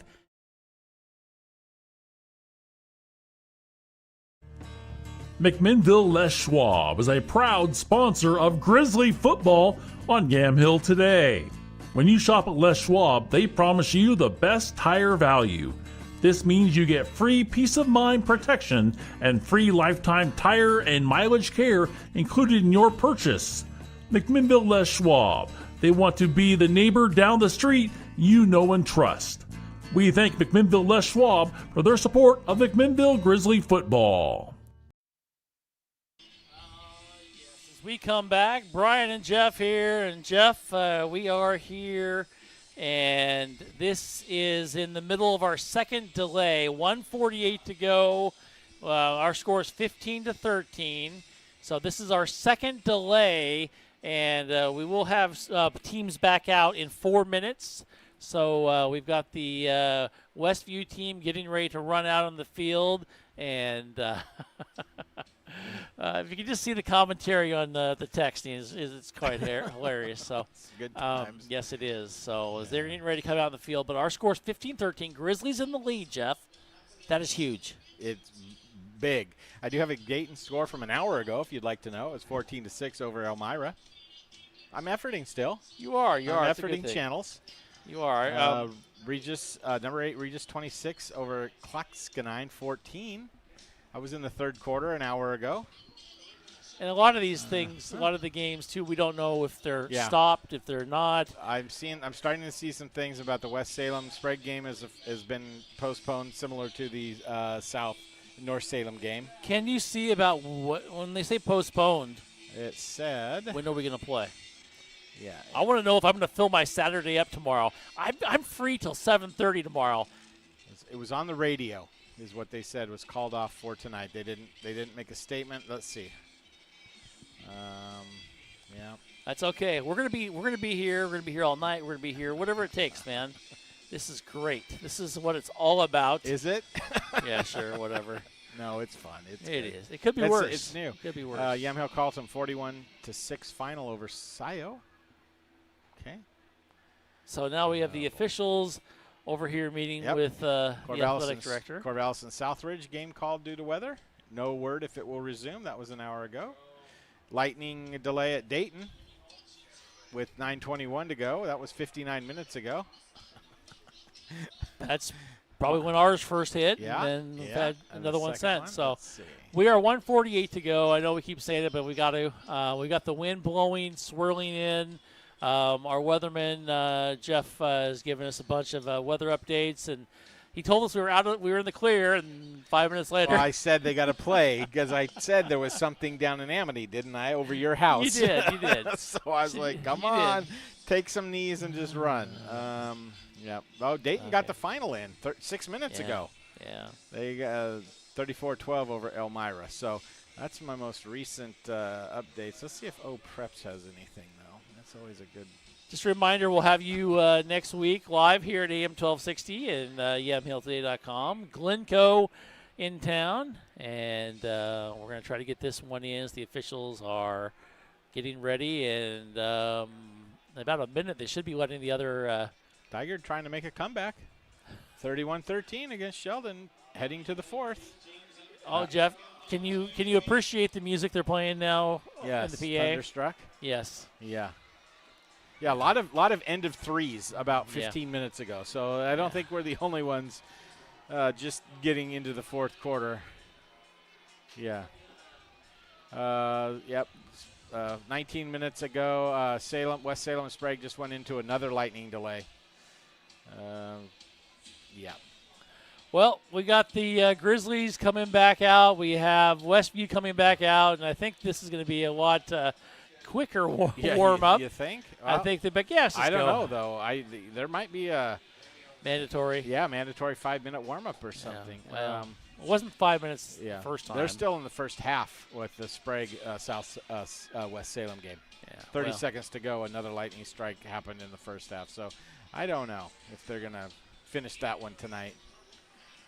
But see, the thing is, you got to finish it in the same week because of the number of quarters you can play in any given week. Where does the week start over? I don't know. I don't know how that We're going to have some football tomorrow. Yes. I don't know. I'm excited. So be ready. We might have some early morning football for us. I wonder if you have to have a certain number of hours. I mean, there's so many things. Yeah, is it like Little League Baseball where you throw Now, 20 pitches, you can't? Here's the thing that we should look at, Jeff. Look what Westview's practicing. The 50-yard field goal. Oh, the 40-yard. And look how close. He had the distance. He It was did. wide right. He did have the distance. He's going to show this one here now. Yeah, this is all about psyching out the other team. 45 yards. Yep, that's what this is. Okay, a we're little good. low. He's got it. He had the distance, just too low. And that first one, though, he kicked at that seemed pretty good. So he's just out there and getting ready. There you go. That's good. That was good from 50. Okay. That was good from 50. Yeah, the guy had to go all the way back to the second gate to get it. So I don't have any more internet. Oh, I got to reconnect. Sorry. Oh, Jeffy. Oh, boy. 148 to go. You can still get the inner workings of what's going on. What's going on here is 150 or 148, 15-13, and the teams are back out here warming up now, getting ready for the action. The Grizzlies, very quick warm-up, Jeff. See, as you notice, that they're ready to go.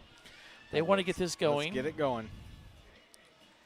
Come on. Jackie has put in her new rule for next year. The new rule. Next week. Well, maybe tonight. First lightning delay, then running clock. Oh, that would be good. So that is what she's going to be putting in, and I think that'll pass pretty quickly. So I'm trying to look on the OSA website now to see if there's any guidance as to like restarting a game after it's been postponed.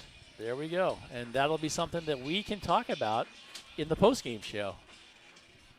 So I'm trying to kill flies now. Sorry. Post-game show? I just wish I could show everybody that look you just had right there. It was great. I thought we did the stats. So that was up to 148. Oh, okay. What's going to happen here? Yeah, I get we will have the world's shortest post-game show after this game, and time to get home. But we will go from there, and we are getting ready for some action. Yeah, I can't find anything. That's all good. We got action. We got football to talk about, Jeff. Well, where's the ball? Oh, we're on the 30. Okay, and was that a flash? Just kidding. Too soon. Too soon. Dude, I don't think so. Come on, guys. Let's run. Let's hustle out. Let's see a little hustle in the bustle here. Okay, let's this reset. Is where you hope somebody doesn't get hurt because they didn't warm up enough. Yeah, to you're be right. quite honest. Right. Okay, Grizzlies have the ball. First and 10. Yep, at the 30. 148 to go at the 30s. We reset. Grizzlies in their red tops, white pants. Yep. 2 timeouts left. All white for Westview. For Westview. 2 timeouts left. Clock is running. Here we go. It's going to be a handoff. Going to go to the right side. And down at the 33. And we've got a flag that comes in. Mendoza with the run. And a flag after the runner was 5 yards past where that flag is. Okay. So it's going to be a hold. Move it on back. But we had clock running. That was good. 12 seconds? That was no, better 4. than none. That was 4 seconds. Oh, 30, no, 48. Yeah, 40. You're right, 12. We're good. Don't take away all my time. First penalty of the second half for McMinnville. That's great news. First penalty in 30 minutes for both teams. So I throw that out there. Yeah, well, too soon? As long as there's no holding in the end zone and we have extra, we go Kansas plan. That'd be amazing. That would just be the icing on the top of the cake, wouldn't it? We'll did see. they decline it? No. No, they did not. No. Well, what's going on here? Maybe. Yes. Oh, so no accepted penalty. That's going to be second down, and I'm going to say run to the 32. That was That was Luis Mendoza for 2. Take that. So no penalties here in the second half for McMinnville. No accepted penalties. Yeah. Here we go. 2nd down and 8. Shotgun formation for Sullivan. The bummer of that is, no, it was an offensive penalty.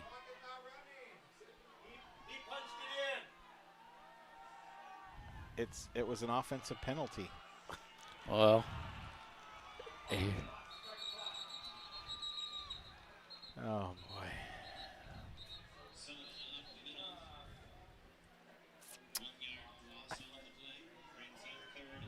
Let it go, let it go. I probably can't sing that on the air. So no, you can't. 1:31 to go, and we're going to try to figure out the clock thing now, as they're going to try to. It's late. Everybody's tired.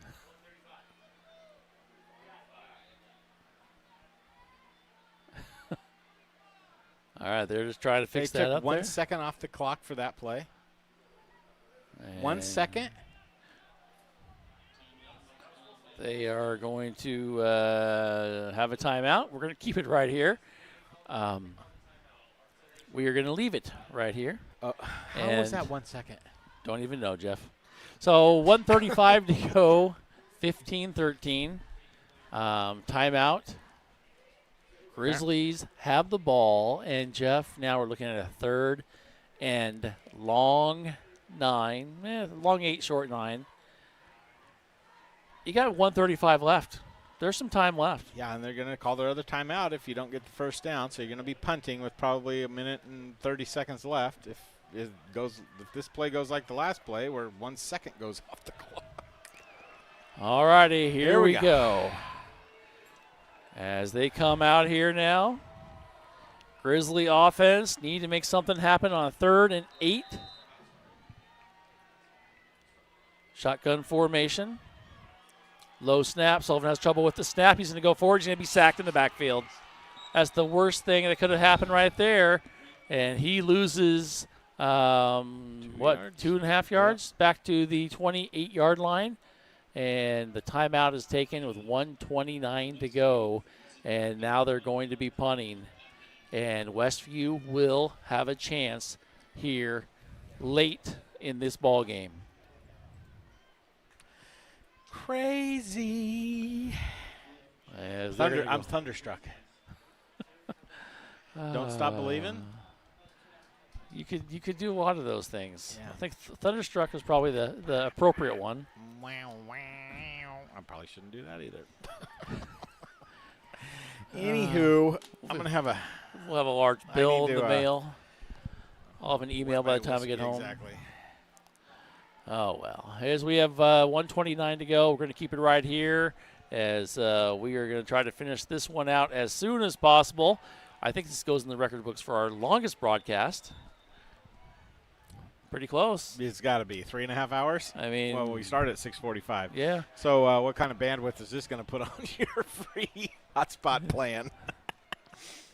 Well, it's good times. Okay, we need a punt here. We need a good punt. Here we go. Need a good punt. 5th punt of the night for McMinnville.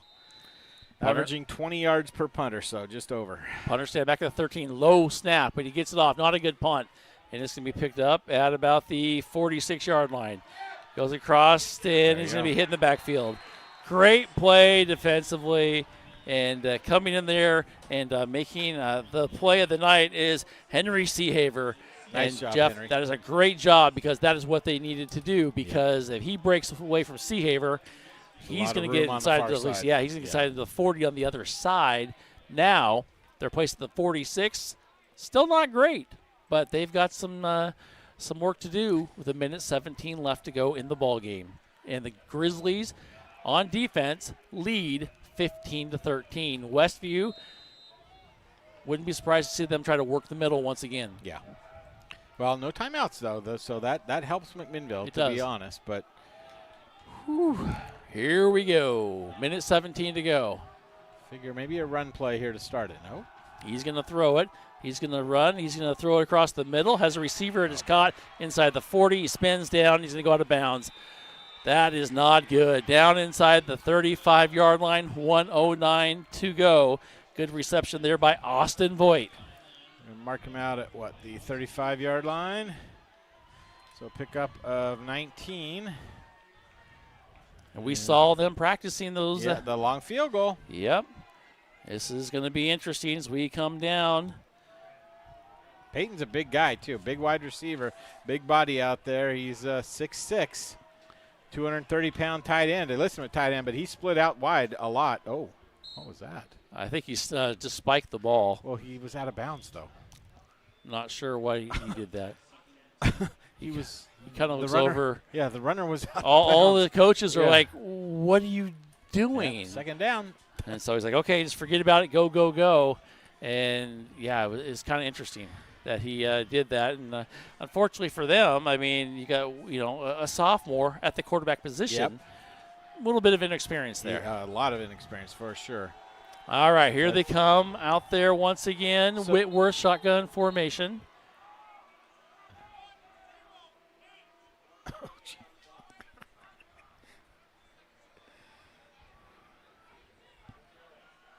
Oh, they're putting one more second on the clock. Okay. Taking it off. Or taking it off, I should say. All right. Here we go. 1:08 left to go. Anything we can do to make it past 10:30 would be awesome. We're already past 10:30. We're past. Here we go. He's going to throw across the middle, and he overthrows it. Incomplete. Ball was just overthrown, and it's going to bring up third down now. Good route. He was open, Jeff. He was right in that middle. McMinnville plays a lot of zone defense, Brian, in their secondary. And Westview's done a good job of finding some holes in that tonight. And that time, you wonder. You mentioned the inexperience at quarterback, being a sophomore. Is he getting a little nervous here with the time running out? 3rd and 10.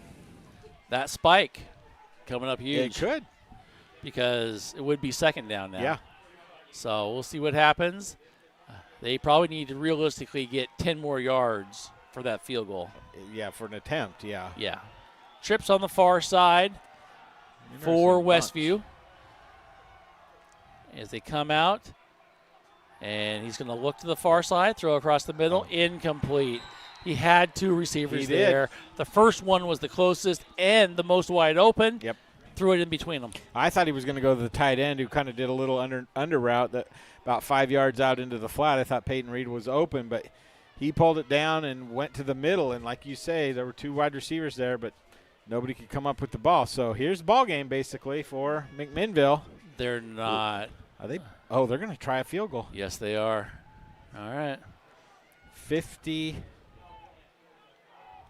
I'm going to pull out there so they can see it. 52-yard attempt. That what it is? 52. Holy cow. All right. This is gutsy. Here we go. 52-yard field goal for the game. 1:01 left to go. Here's a snap. It's good. Here's the kick. Oh. And it's going. Is it going to be straight? Oh. It is no good. Looked like it was close on distance too, didn't it? It was very close. We have an injured Grizzly down on the field, and that was awfully close. We don't see too many 52-yarders attempted at this level. No. Wow. As they do have an injured player down there, and Grizzlies, they're going to look at him with 56.3 seconds to go. Hopefully he's going to be all right. Couldn't see a number on there, but they're going to go talk to him and see if they can get him off his Mason Justice. Mason Justice, yeah. Coming He's off. holding his wrist a little bit. Yeah. Couldn't see if he dove and came down funny on the turf or what, but we just hope that's a little stinger or something. Not serious, we hope. And McMinnville takes over on their own 35-yard line, Brian, and basically a couple knees, and this ball game is finally over. Yeah. McMinnville's going to eke out a win, we think. Yeah. That was an awfully close 52-yard field goal. It was. Oh, man. Here they go. They are going to get it under center for the first time tonight. Kane's just going to take a knee, and he'll take one more, and that should be it. And, Jeff, this is a game that, not really what we expected. We expected the Grizzlies to come out on fire a little bit. Yeah, well, they did. They did for one possession. One possession early on. and that was it. And then the only thing on fire, well, is the sky. And we had a couple lightning strikes, and the Grizzlies are going to be victorious. They are going to go home. Well, they are home. They're going to stay here. They have 20 seconds left on the clock, but they are going to come up with the victory over Westview by a score of 15-13. Oh, I was going to say, are we not doing the handshake the way the players were going to run? But there you go. There we go, as they're going to go out there now and shake hands. And, Jeff, this was a long night for a lot of people. As you hear the horn, and the horn goes off, and that is the ball game. And the Grizzlies win by a score of 15-13. Final thoughts before we say goodbye. I'm hopeful that the injuries that we saw here in this game tonight are nothing serious. There's a lot of room to improve. But you got game one down, and you're 1-0. I mean, that it doesn't matter how you got there, right? Right. It's that you got there. And you can't get to 2-0 unless you're 1-0. And so the grittiness that they displayed tonight really was evident. The lightning delays really probably did affect both teams. And to win it on a holding call in the end zone, you know, there's a little bit of luck in that, to be quite honest. But you came out, and I thought, man, the way they came out that first drive, I thought this game was going to be over quickly. But I 100% credit to Westview. They did not quit at all tonight and really did a good job of keeping themselves in the game, gave themselves a chance at the end with the 52-yard field goal. So, let's not pretend like they didn't have a chance to win this ball game, because they certainly did. Yeah, they did. You go like 5 more yards, boom, they get it. They don't have that spike. They probably do get the 5 yards. Yep. All right. So final score: Grizzlies win 15-13. Time to go home. 15-13 is a win. Don't have to come back. Exactly. Tonight. Next week we will. Glencoe. We will have Glencoe. It'll be live. It'll be here. And hopefully the weather will be good. Or better. Or even better. Yeah. There you go. All right. Final score from Wortman Stadium, where the Grizzlies come up victorious 15-13 over Westview. And next week we'll be here. 6:45 pregame show, 7 o'clock with the kickoff. And hopefully you'll join us here on AM 1260, KLYC, and YamHillToday.com. Jeff, say goodnight. Good night, Jeff. All righty. Good night, everybody. We'll see you on Friday. Grizzlies win.